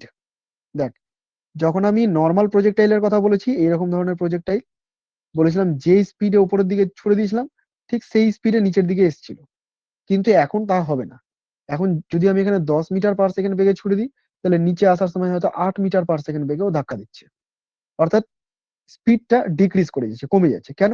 ওই যে এয়ার রেজিস্ট্যান্স আছে, ও বাধা দিয়ে দিচ্ছে। Time of flight also decreases. অবশ্যই, যদি বাধা না থাকতো তাহলে বেশি উচ্চতায় উঠতো, বেশি রেঞ্জে যেত, ফলে যতটা টাইম লাগতো এখন তার থেকে কম টাইম লাগবে, কম উচ্চতায় যাবে, কম রেঞ্জেই থেমে যাবে, তাহলে টাইমটাও ডিক্রিজ করে যাচ্ছে। Angle which the projectile makes with the ground increases. এই জায়গাটা একটু বুঝে নে। দেখ, যদি রেজিস্ট্যান্স না থাকতো তাহলে এই জায়গাটায় টাচ করতো, যে অ্যাঙ্গেলে টাচ করতো এখন তার থেকে বেশি অ্যাঙ্গেলে টাচ করবে। আবার বলি শোন, প্রজেক্টাইল মোশন না থাকার জন্য এইরকম হতো, সরি, এয়ার রেজিস্ট্যান্স না থাকার জন্য এইরকম হতো, কিন্তু এয়ার রেজিস্ট্যান্স থাকার জন্য কি হবে, এইরকম ভার্টিক্যালি নেমে যাবে। তো এই অ্যাঙ্গেলটার তুলনায় এই অ্যাঙ্গেলটা বেশি হবে, যেহেতু এটা ভার্টিক্যাল হয়ে যাবে অনেকটা। তো এই পয়েন্ট গুলো তোদেরকে মনে রাখতে হবে, খুব গুরুত্বপূর্ণ পয়েন্ট আমি এখানে লিখে রেখেছি। পরীক্ষাতে ডিরেক্ট প্রশ্নও পেয়ে যেতে পারিস এবং প্রবলেমে এই কনসেপ্ট গুলোকে ইউজও করতে হতে পারে। ওকে, স্ক্রিনশট নিয়ে নে। সাউন্ড আর স্ক্রিন ঠিক আছে কিনা একবার বলে দেখেও। হ্যাঁ ঠিক আছে। Next important point, kinetic energy নিয়ে। The k dash is the kinetic energy at the point of launch, then kinetic energy at the highest point. আচ্ছা ঠিক আছে, আমি বলি শোন, এটা প্রজেক্টাইল মোশন আগে ড্র করে নি। আমার সাথে সাথে খাতায় সবাই করিস, ছবিগুলো আঁকিস। এই হচ্ছে একটা প্রজেক্টাইল মোশন। এবার যখন আমি কোনো একটা অবজেক্টকে এখানে উইথ ভেলোসিটি ইউ থ্রো করেছি, তখন তার মধ্যে একটা কাইনেটিক এনার্জি ছিল। তো তো সেই কাইনেটিক এনার্জিটাকে আমি এরকম লিখতে পারি না, half M U square. U velocity ছিল, তাহলে কাইনেটিক এনার্জি কত, half M U square. Okay, এবার শোন, যখন এইখানে পৌঁছাবে তখন কিন্তু আর ভেলোসিটিটা ইউ নাই, তখন সেটা ইউ ড্যাশ হয়ে গেল, চেঞ্জ হয়ে গেছে, এবং অবভিয়াসলি সেটা কমে যাবে, যত উপরের দিকে যাবে ভেলোসিটি কমবে। যখন এই পজিশনে পৌঁছাবে, একটু মন দিয়ে শুনবি, এই পজিশনে কিন্তু শুধুমাত্র এই দিকেই ভেলোসিটির ডাইরেকশন বা ভেলোসিটির ভ্যালুটা থাকবে, ওপরের দিকে কোনো ভেলোসিটি থাকবে না, ডাইরেকশন জিরো হয়ে যাবে। এই দিকে কত থাকবে, এই দিকে যে কম্পোনেন্টটা থাকবে সেটাকে আমরা কি বলেছি, ইউ কস থিটা, বিকজ এখানে যে অ্যাঙ্গেল অফ প্রজেকশন ছিল সেটা থিটা ছিল। ঠিক আছে, তাহলে হাইয়েস্ট পয়েন্টের কথা বলেছে এখানে, হাইয়েস্ট পয়েন্টে ভেলোসিটিটা কত, হাইয়েস্ট পয়েন্টে ভেলোসিটিটা হচ্ছে ইউ কস থিটা। তাহলে সেইখানে কাইনেটিক এনার্জি যদি লিখতে হয়, তো কাইনেটিক এনার্জি কত হবে, হাফ এম ভি স্কোয়ার। ভিউ মানে কি, U cos theta whole square. বা এটাকে একটু সিম্পলিফাই করে দে, half M U square cos square theta. এবার এই যে হাফ এম ইউ স্কোয়ার, সেটা তো অলরেডি আমি কে লিখে রেখেছি, তাহলে এখানে লিখে দিলাম কে কস স্কোয়ার থিটা। এই জিনিসটাই এখানে লেখা আছে, কে dash equal to K cos square theta. তো আলাদাভাবে ফর্মুলা করে মুখস্থ রাখার তো দরকারই নেই, এক লাইনের ব্যাপার, আমরা লিখে লিখে করে নিতে পারবো। ঠিক আছে, অর্থাৎ এরপর থেকে যদি তোকে বলে দেয় যে গ্রাউন্ডে যখন প্রক্ষেপ করছে সেই মুহূর্তে কাইনেটিক এনার্জি কে, তাহলে হাইয়েস্ট পয়েন্টে কাইনেটিক এনার্জি কত হবে, তুই বলবি হাইয়েস্ট পয়েন্টে কাইনেটিক এনার্জি হবে কে ড্যাশ, এবং সেটাকে বের করবো কিভাবে, কে এর সাথে কস স্কোয়ার থিটাকে গুণ করবে। বুঝতে পারলি নিশ্চয়ই, স্ক্রিনশট নিয়ে নে। এগুলো শুধু স্ক্রিনশট নিয়ে ফোনে রেখে দিস না, শুধু গ্যালারি ফুল হয়ে যাবে, পরে এগুলোকে দেখিস, আবার রিভিশন করিস। আচ্ছা, নেক্সট ইম্পর্টেন্ট পয়েন্ট শোন, নেক্সট ইম্পর্টেন্ট বলেছে কমপ্লিমেন্টারি অ্যাঙ্গেলের ক্ষেত্রে বলেছে। কমপ্লিমেন্টারি অ্যাঙ্গেল, দুটো অ্যাঙ্গেল আমি দেখো নিয়ে তো, নিচ্ছি মনে কর।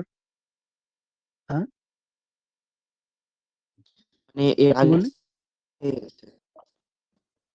নেটওয়ার্ক প্রবলেম, তো মানে স্ক্রিন আটকে গেছে। এখন ঠিক দেখতে পাচ্ছিস?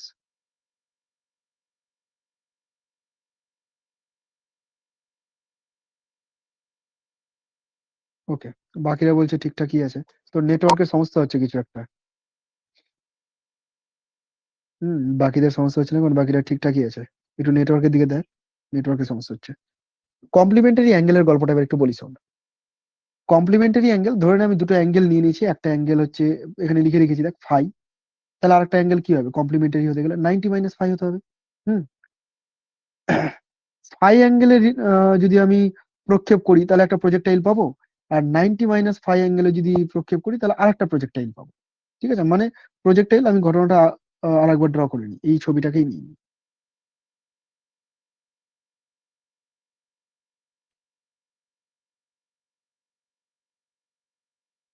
এই দেখ, এই ছবিটাকেই দেখ।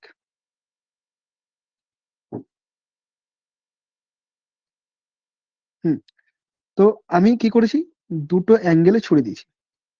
একটা অ্যাঙ্গেল হচ্ছে ফাই, এরকম ভাবে ফাই অ্যাঙ্গেলে ছুড়ে দিলাম, এই অ্যাঙ্গেলটাকে বললাম ফাই।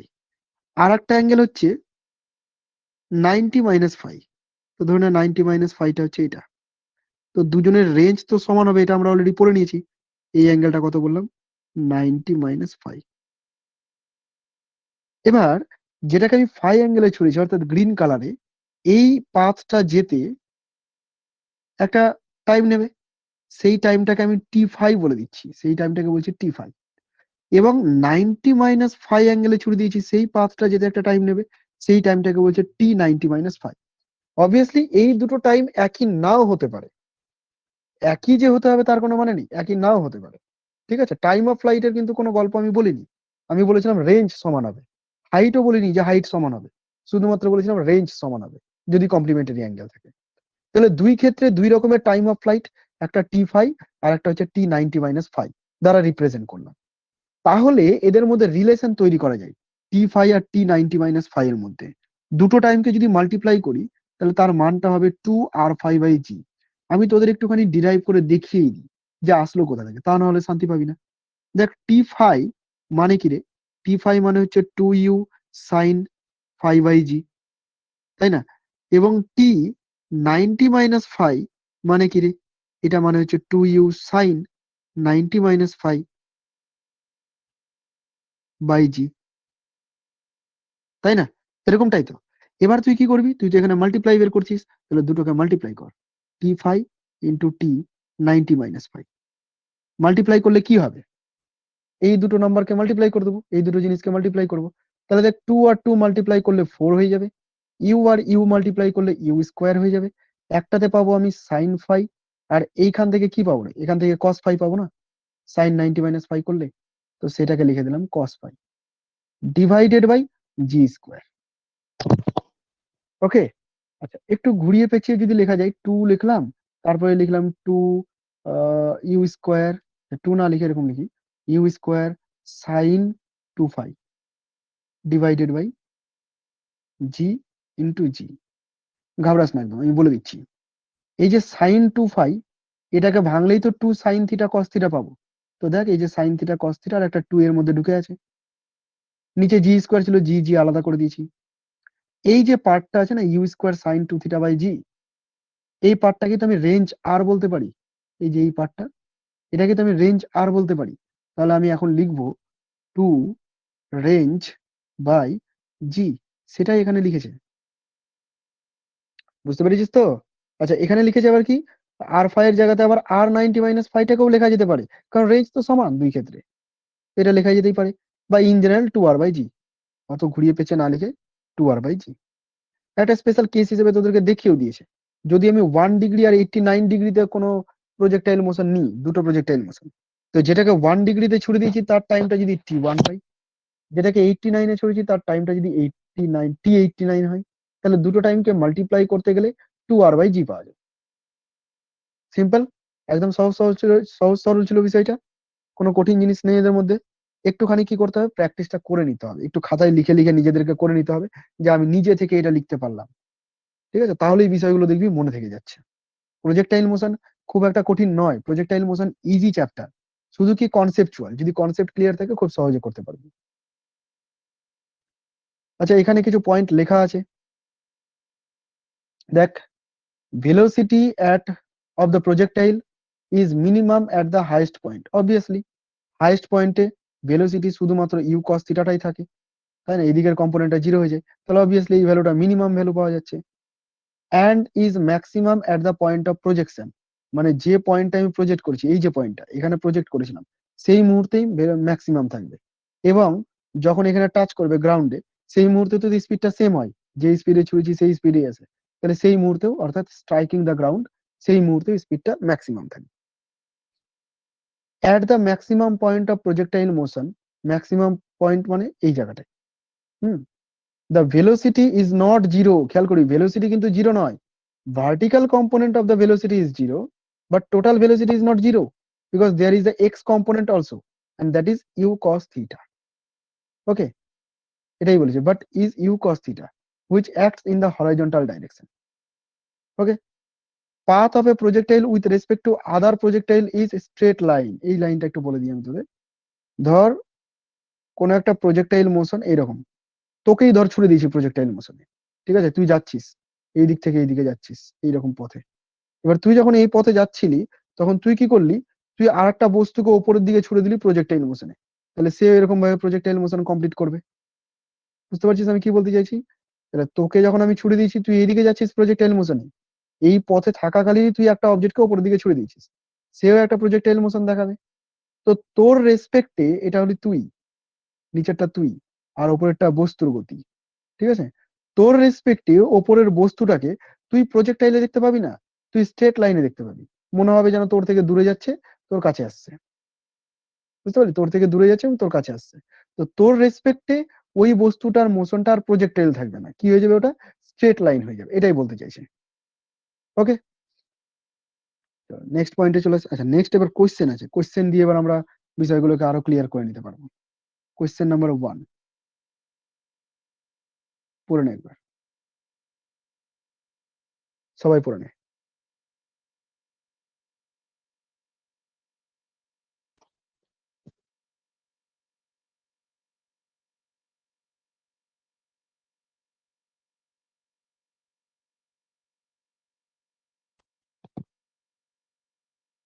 এবার আমি বলি, এ বডি এ মাস এম বলে দিয়েছে, is thrown with a velocity v।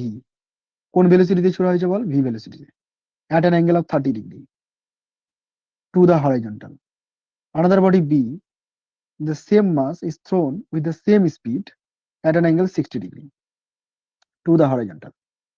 The ratio of the horizontal range a to b। খুব সহজ, রেশিও ফাইন্ড আউট করতে বলেছে, কিসের, হরাইজন্টাল রেঞ্জ। তো হরাইজন্টাল রেঞ্জ বলতে রেঞ্জ আর কে রিপ্রেজেন্ট করছি, বের করতে বলেছে আর এ বাই আর বি বের করো। আচ্ছা, আর এর ফর্মুলা কি রে, U square sine 2 theta divided by G, তাই না।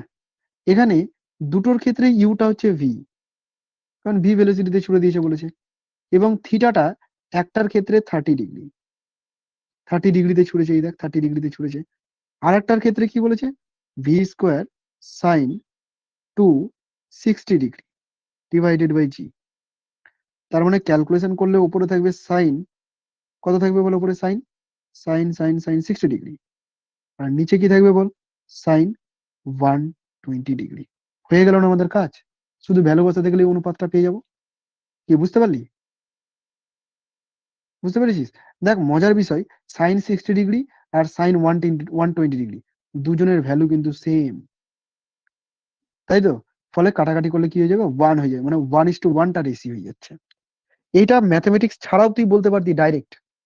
কেন, কিভাবে বলতে পারতি তুই ডাইরেক্ট, দেখ 30 ডিগ্রি আর 60 ডিগ্রি যোগ করলেই 90 ডিগ্রি হয়, অর্থাৎ এরা দুজন হলো কমপ্লিমেন্টারি অ্যাঙ্গেল, একে অপরের কমপ্লিমেন্টারি অ্যাঙ্গেল। আর কমপ্লিমেন্টারি অ্যাঙ্গেলে যদি থাকে, তাহলে দুজনের রেঞ্জ কি হয় রে, দুজনের রেঞ্জ হয়ে যায় সেম। তাহলে সেক্ষেত্রে অনুপাত কি হবে, সমান হবে, কোনো ক্যালকুলেশন করার কিন্তু কোনো প্রয়োজনই নেই আমার।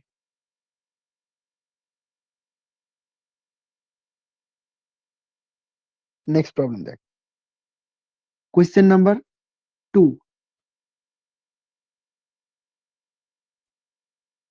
The maximum range of a gun of a horizontal terrain is 60 kilometre. আচ্ছা, ম্যাক্সিমাম রেঞ্জ বলে দিয়েছে 16 kilometre. If g is this, then muzzle velocity of the shell, muzzle velocity কত ভেলোসিটি ছোড়া হয়েছে সেই ভেলোসিটিটা জানতে চাইছে। আচ্ছা, এই বিষয়টা বলার আগে আমি একটা বিষয় বলে দিই, ছুটে গেছে বলতে, সেইটা হচ্ছে এখানে চলে আয়। এই যে আমি আর বের করেছি, রেঞ্জ বের করেছি, ঠিক আছে, আমি ম্যাক্সিমাম রেঞ্জটাও বের করে দিচ্ছি তোদের। রেঞ্জ ম্যাক্সিমাম কখন হবে, ম্যাক্সিমাম রেঞ্জ মানে আর ম্যাক্স, ঠিক আছে। আর ম্যাক্স এর মানটা হয় ইউ স্কোয়ার বাই জি। কেন ইউ স্কোয়ার বাই জি হয়? দেখ, এই যে ইউ স্কোয়ার সাইন 2θ বাই জি আছে না, এই মানটার ম্যাক্সিমাম মান তখনই পাওয়া যাবে যখন সাইন 2θ 1 হবে, কারণ সাইনের ম্যাক্সিমাম মান তো 1ই হয়। তাহলে এইটা যদি 1 হয়ে যায়, তাহলে ইউ স্কোয়ার বাই জি পড়ে থাকবে শুধুমাত্র, অর্থাৎ ম্যাক্সিমাম রেঞ্জ কিন্তু ইউ স্কোয়ার বাই জি হবে। বুঝতে পারলি আমি কি বলতে চাইছি? এটা কখন হলো? যখন সাইন 2θটা 1 হলো, ম্যাক্সিমাম হলো। সাইন 2θ 1 হলো মানে রে 2θ ইকুয়াল টু 90 ডিগ্রি হলো, তার মানে থিটা ইকুয়াল টু 45 ডিগ্রি হলো। অর্থাৎ কোনো প্রজেক্টাইল মোশন যদি 45 ডিগ্রি অ্যাঙ্গেলে করা হয়, কোনো অবজেক্টকে যদি 45 ডিগ্রি অ্যাঙ্গেলে ছুড়ে দেওয়া হয়, তাহলে সেই অবজেক্টটার রেঞ্জ ম্যাক্সিমাম হবে। অর্থাৎ এখান থেকে এখানে ম্যাক্সিমাম ডিস্টেন্সে পাঠানোর জন্য বল্লমটাকে কিভাবে ছুটতে হবে বল? বল্লমটাকে 45 ডিগ্রি অ্যাঙ্গেলে ছুটতে হবে। এটাই প্লেয়াররা প্র্যাকটিস করে। নীরজ চোপড়া নাম তো শুনেছিস, তাই না? আমাদের যে অ্যাথলেটিক্স, তো তিনি 45 মানে ওনারা কি করেন, 45 ডিগ্রি অ্যাঙ্গেলে ছোড়া প্র্যাকটিস করেন। এর থেকে বেশি অ্যাঙ্গেলে ছুটতে গেলে রেঞ্জ কমে যাবে, এর থেকে কম অ্যাঙ্গেলে ছুটতে গেলেও রেঞ্জ কমে যাবে। আর এদের দরকার কি, রেঞ্জ ম্যাক্সিমাম করা। মাথায় ঢুকলো তো? তাহলে ম্যাক্সিমাম রেঞ্জের ভ্যালু হচ্ছে এটা ইউ স্কোয়ার বাই জি, এবং তার কন্ডিশন কি, থিটাটাকে 45 ডিগ্রি হতে হবে। এবার আমরা কন্ডিশন প্রশ্নটাতে চলে আসি, সেকেন্ড প্রশ্নটা। দেখ, এখানে বলা হয়েছে ম্যাক্সিমাম রেঞ্জ। তাহলে ম্যাক্সিমাম রেঞ্জ কত রে? ইউ স্কোয়ার বাই জি তো, তাই না? ম্যাক্সিমাম রেঞ্জ কত বলেছে? 16 কিলোমিটার। তাহলে 16 কিলোমিটার মিটারে কনভার্ট করে দিলাম, এটা হলো ম্যাক্সিমাম রেঞ্জ। জি এর মান 10 বলে দিয়েছে, ইউটা কত? ইউ স্কোয়ার বাই 10 সমান এটা, বা ইউ সমান সমান 4 4 16, আর 4টা শূন্য 2টো শূন্য, অর্থাৎ 400 মিটার পার সেকেন্ড। বুঝতে পারলি? Muzzle velocity of the shell, muzzle velocity মানে যে ভেলোসিটি ছোড়া হয়েছে সেটাই জানতে চেয়েছে। কোয়েশ্চেন নাম্বার 3, সাউন্ড ক্লিয়ার আছে, স্ক্রিন ভিজিবল আছে, একবার রিপ্লাই কর। হ্যাঁ। ওকে। A particle is dropped from a height, and another particle B is projected in horizontal direction with the speed of 5 meter per second from the same height. Then correct statement. আগে ছবিটা বুঝে নে। এই ধরনের একটা বড়সড় বিল্ডিং,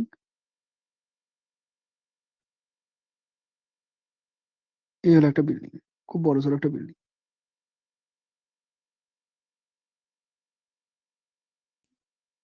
মোটামুটি বুঝতে পারলি, এই হচ্ছে একটা building.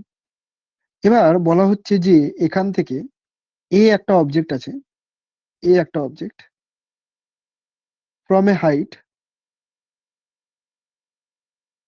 A particle A is dropped. আচ্ছা, ড্রপড বলে দিয়েছে, ড্রপড মানে কি, ছেড়ে দেওয়া। তাহলে এ যে বলটা আছে বা পার্টিকেলটা আছে, একে ড্রপ করেছে। ড্রপ করলে কি হবে? নিচের দিকে নেমে যাবে। তাহলে এই ধীরে ধীরে ধীরে ধীরে নিচে নামছে, আর যত নিচে নামবে স্পিড বাড়বে, এই গ্রাউন্ডে গিয়ে টাচ করলো। ঠিক আছে?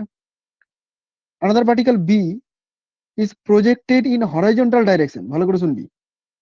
আর একটা পার্টিকেল আছে বি, ওকে প্রজেক্ট করেছে কোন ডাইরেকশনে?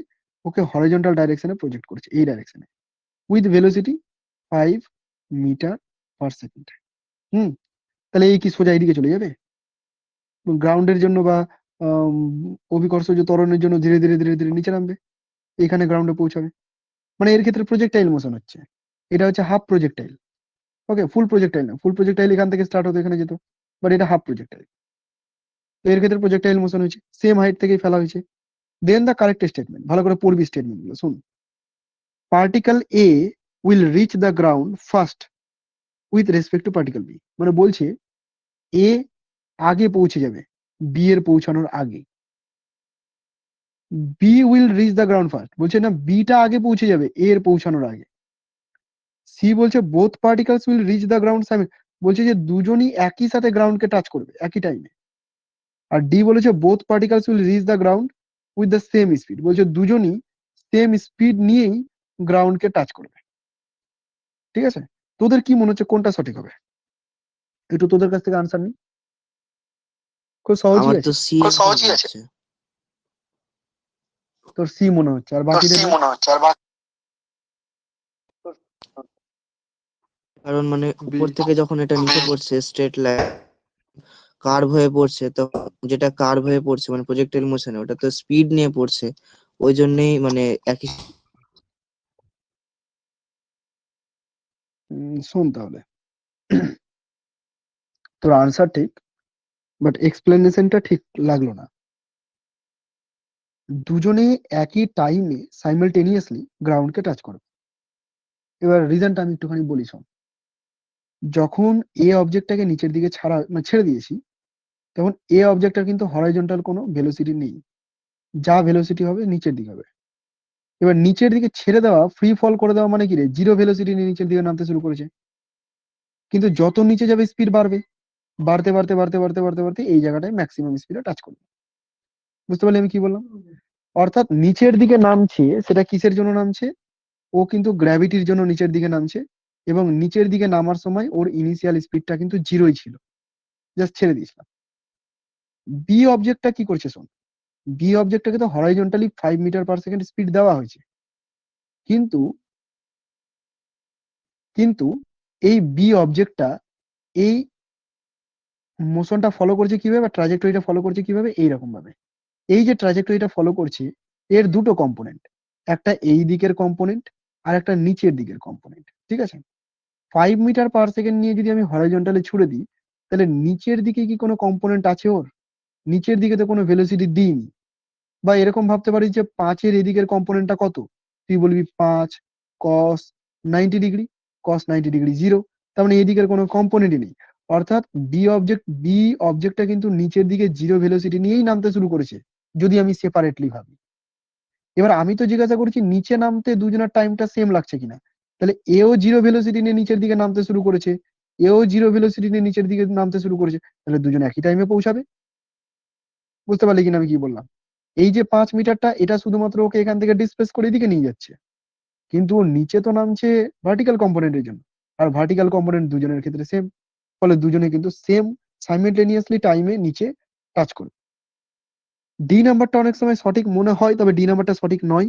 বলেছে যে both particles will reach the ground with the same speed, দুজনে সেম স্পিডে টাচ করবে, একদমই তা নয়।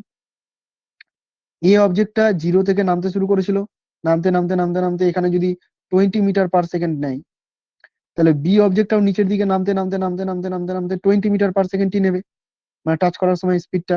কিন্তু বি অবজেক্টের মধ্যে এই দিকে আবার একটা 5 মিটার পার সেকেন্ড আছে, তাহলে এ অবজেক্টের মধ্যে শুধুমাত্র 20 মিটার পার সেকেন্ড, কিন্তু বি অবজেক্ট নিচে যখন টাচ করছে, তখন নিচের দিকে তো 20 আছেই, অ্যাজ ওয়েল অ্যাজ এদিকে 5ও আছে। তো দুজনের একটা রেজাল্টেন্ট পাওয়া যাবে, সেই জন্য দুজনের স্পিডটা কিন্তু সেম হবে না। তাহলে এখানে অপশন হয়ে যাচ্ছে সি নাম্বার সঠিক। আশা করি বোঝা গেছে। কোয়েশ্চেন নাম্বার 4, দেখ আমি এটা করে দিয়েছি। কোয়েশ্চেন নাম্বার 4 অলরেডি হয়ে গেছে, ঠিক আছে? তো এটা তোরা নিজেরাই করে নিতে পারবি, এই দুটো অ্যাঙ্গেল দিয়ে আমি করালাম না, অলরেডি হয়ে গেছে, তোরা নিজেরাই করে নিবি এটা। Question number 5, a particle a particle of mass m is projected with velocity v, making an angle 45 degree with the horizontal. দেখ 45 ডিগ্রি অ্যাঙ্গেল করেছে, তার মানে বুঝতে পারছিস রেঞ্জ ম্যাক্সিমাম। 45 ডিগ্রি অ্যাঙ্গেল করেছে মানে রেঞ্জ ম্যাক্সিমাম হবে। when the particle lands on the level ground of the magnitude of the change in its momentum will be, কোশ্চেনই চেঞ্জ করে দিল। শোন কোশ্চেন কি করেছে বলি।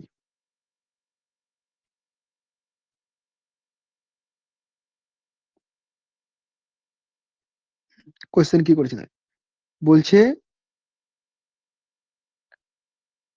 45 ডিগ্রি অ্যাঙ্গেলে ছোড়া হয়েছে, তাহলে এই হচ্ছে অ্যাঙ্গেলটা 45 ডিগ্রি, থিটা।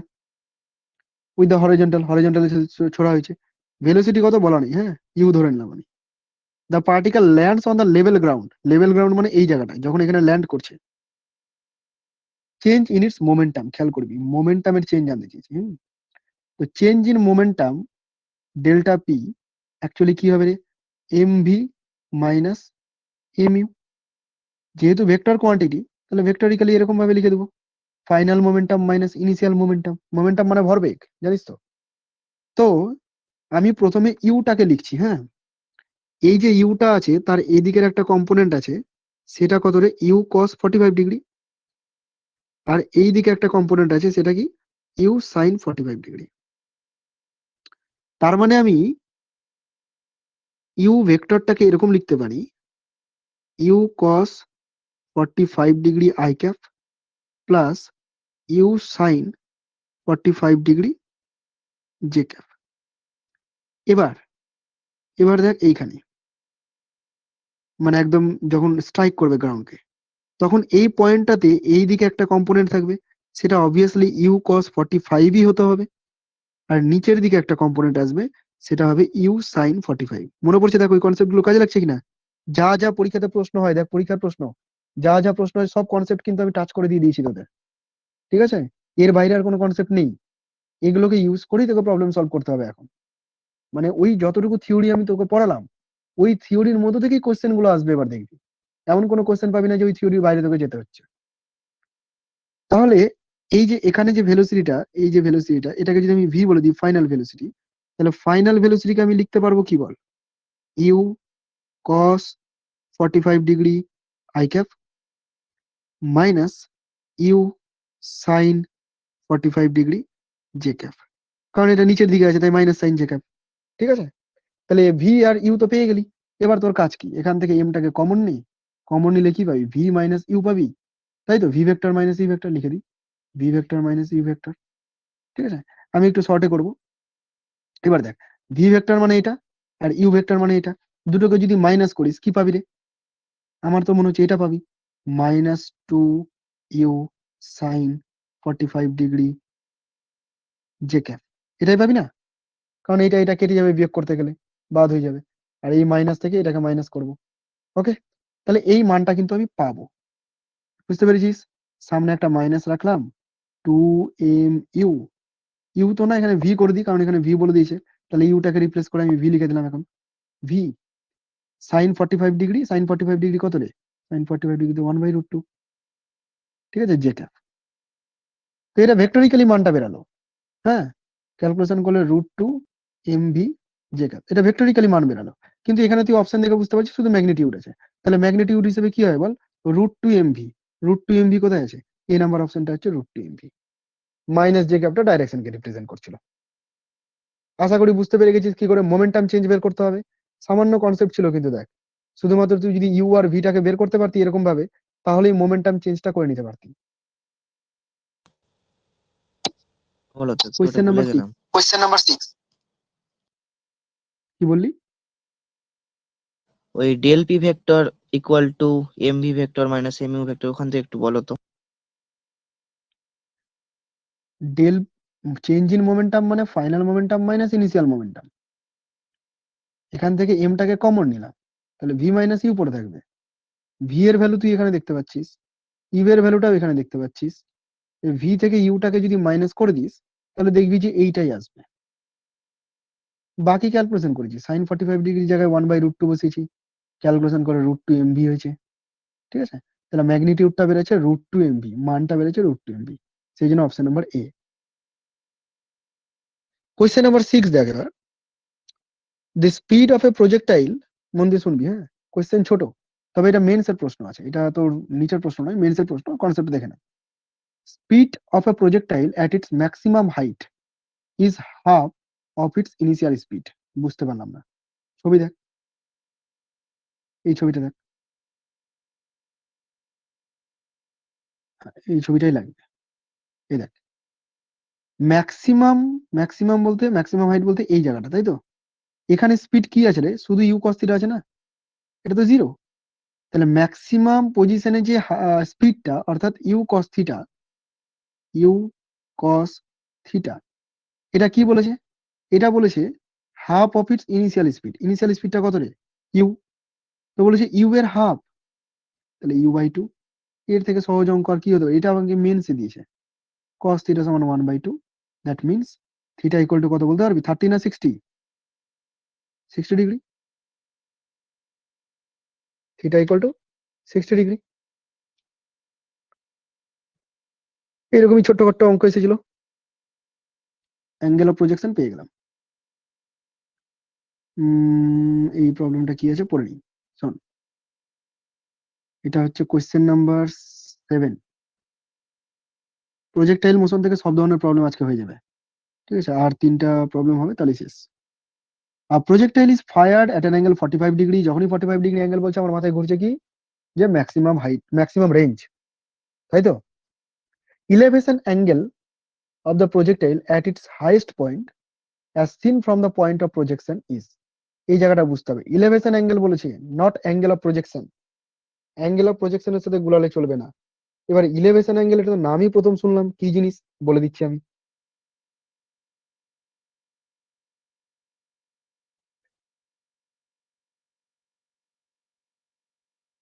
এই দেখ,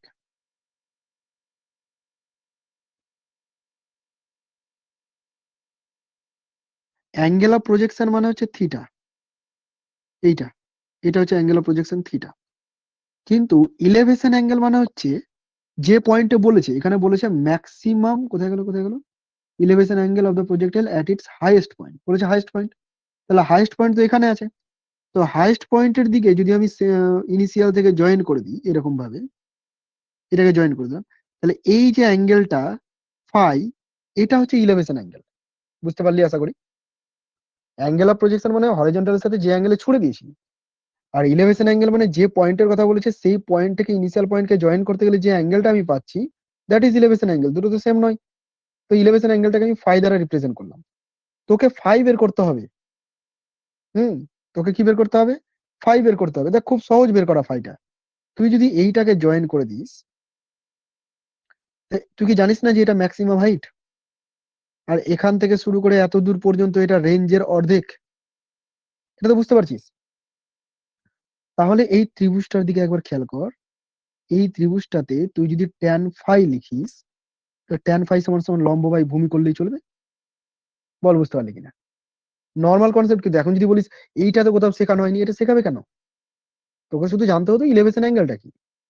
তো ইলেভেশন অ্যাঙ্গেল বুঝে গেলে এবার বাকিটা তোর মাথায় কাজ করাতে হবে। তোকে ভাবতে হবে যে বিষয়টা কি আছে এর মধ্যে।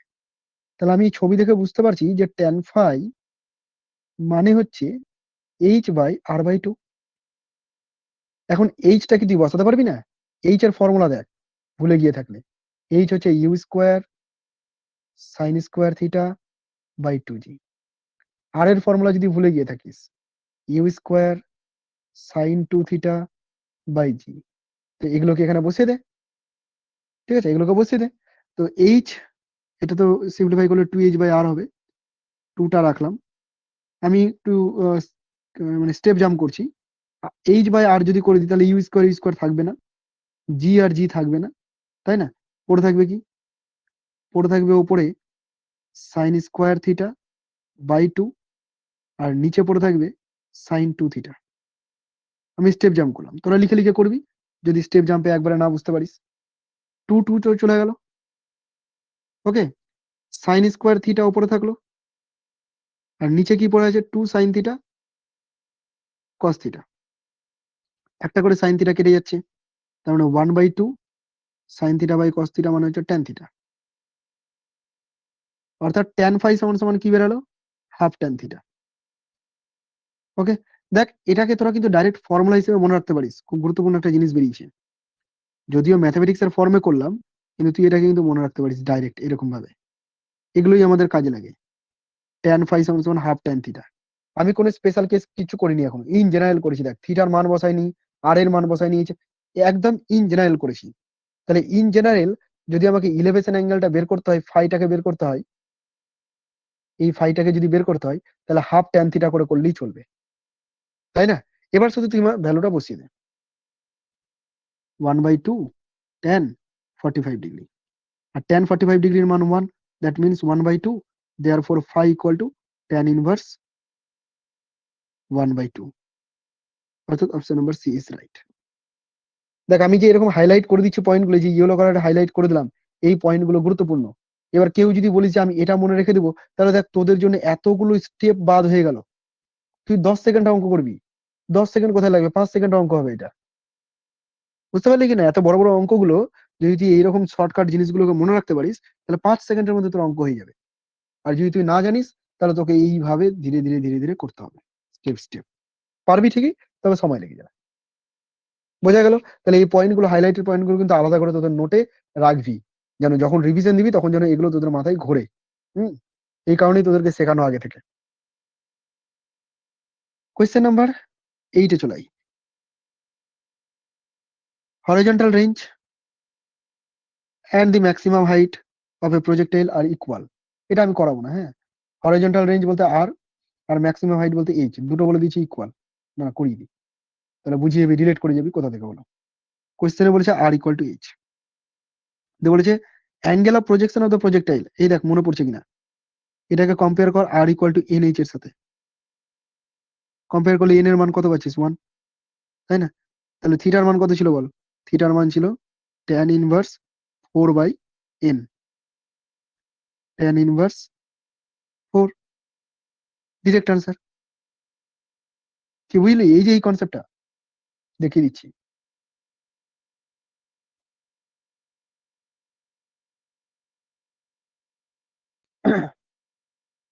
এই যে এই কনসেপ্টটা দেখ, এই ডেরিভেশনটা করার ফলে দেখ কত কাজে দিচ্ছে। আর যদি কেউ না জানতো তাহলে এরকম ভাবে করতো, আর ইকুয়াল টু এইচ দেওয়া আছে, আর এর মান বসালি, তারপরে এইচ এর মান বসালি, দেন সলভ করলি, তাও চলে আসতো, অসুবিধা নেই। আর যদি তুই এইটা মুখস্থ রাখতে পারতি তো কত তাড়াতাড়ি হয়ে যেত অঙ্কটা। আচ্ছা, এটা আমি অলরেডি করিয়ে দিয়েছি, তোদের ক্লাসে বুঝিয়ে দিয়েছি। কোয়েশ্চেন নাম্বার 9 একটু দেখে নিবি তোরা, অলরেডি আমি বুঝিয়ে দিয়েছি এটা। আজকে last question, question number 10। A projectile is fired from a surface of the earth with a velocity 5 meter per second. Initial velocity আছে angle theta with the horizontal. Another projectile fired from the another planet. তাহলে একটা পৃথিবী থেকে ছোড়া হয়েছে projectile, আর একটা অন্য কোনো প্ল্যানেট থেকে ছোড়া হয়েছে। প্ল্যানেট মানে পৃথিবী থেকে চেঞ্জ করে দিলাম, প্ল্যানেট চেঞ্জ হয়ে গেল, তার মানে জি এর মানটা চেঞ্জ হবে, অভিকর্ষ ত্বরণটা চেঞ্জ হবে। সেক্ষেত্রে ভেলোসিটি বলেছে 3 meter per second, same angle theta দিই, follows a trajectory which is identical with the trajectory of the projectile fired from the earth. মানে বলতে চাইছে, এরকম বলতে চাইছে, এরকম বলতে চাইছে যে পৃথিবী থেকে ধর ছুড়লাম তাহলে গ্রিন কালারের ট্রাজেক্টরি হয়েছে, কিন্তু যদি প্ল্যানেট থেকে ছোড়া হতো তাহলে ধরনের ব্ল্যাক কালারের ট্রাজেক্টরি হতো, ধরনের এরকম ধরনের কোনো ট্রাজেক্টরি হতো অন্য কোনো প্ল্যানেট থেকে ছুড়লে। বলছে ট্রাজেক্টরিটা সেম, তো যখনই তোকে এরকম টাইপের কথা বলবে যে ট্রাজেক্টরি সেম বা আইডেন্টিক্যাল ছিল, তো তুই ভেবেই নিবি যে এদের দুজনের রেঞ্জ সেম হওয়ার কথা বলছে। কি বললাম? যদি ট্রাজেক্টরি সেম বলে তাহলে তুই ধরেই নিবি যে এদের দুজনের রেঞ্জটাকে সেম হওয়ার কথা বলছে, দুজনের রেঞ্জ সমান হবে। বুঝতে পারলি?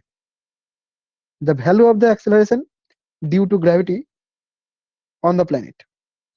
তো শোন, যদি আমি রেঞ্জ বের করতাম প্ল্যানেটের জন্য তাহলে বলতাম u square sine 2 theta by জি।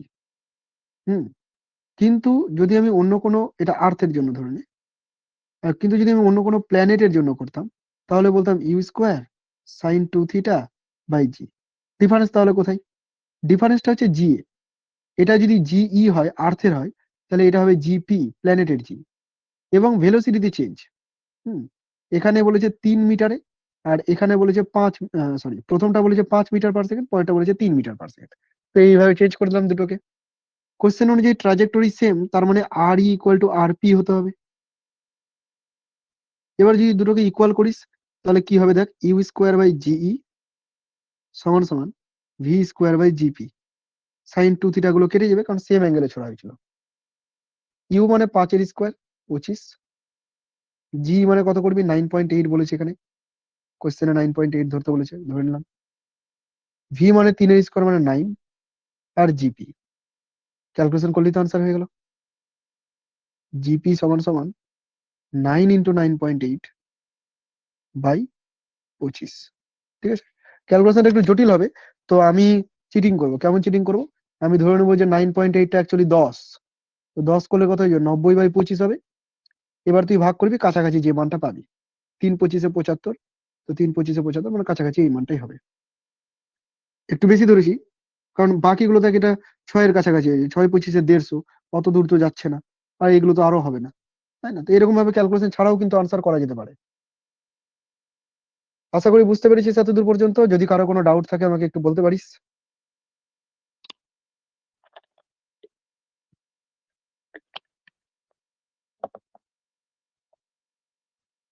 না দাদা, ডাউট নাই। ওকে, আমি রেকর্ডিং সেকশনে ক্লাস দিয়ে দেবো, সেখান থেকে রিভাইজ করে নিবি, আর নোটস গুলো দিয়ে দেবো, ওখানে আপলোড করে দেবো, দেখে নিবি। ঠিক আছে, নেক্সট ক্লাস আবার কালকে নেওয়ার চেষ্টা করবো, কালকেই নেবো। এন্ড করছি, হ্যাঁ। দাদা কালকে নিও না, একবারে রোববারেই নাও। ক্লাস এখন প্রতিদিনই থাকবে, প্রত্যেকদিন ক্লাস থাকবে। যদি কেউ কোনোদিন অ্যাটেন্ড করতে না পারিস, তাহলে রেকর্ডিং দেখে নিবি। আচ্ছা, বলছি 10 নম্বর কোশ্চেনটা একটু বের করো তো, স্ক্রিনশট নিয়ে নি।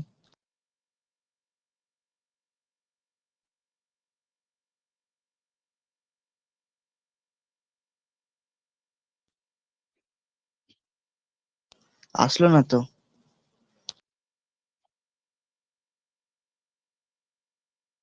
আচ্ছা, আমি পাঠিয়ে দেবো, পিডিএফ শেয়ার করে দেবো, সেখান থেকে নিয়ে নিবি। শেয়ার করাই আছে।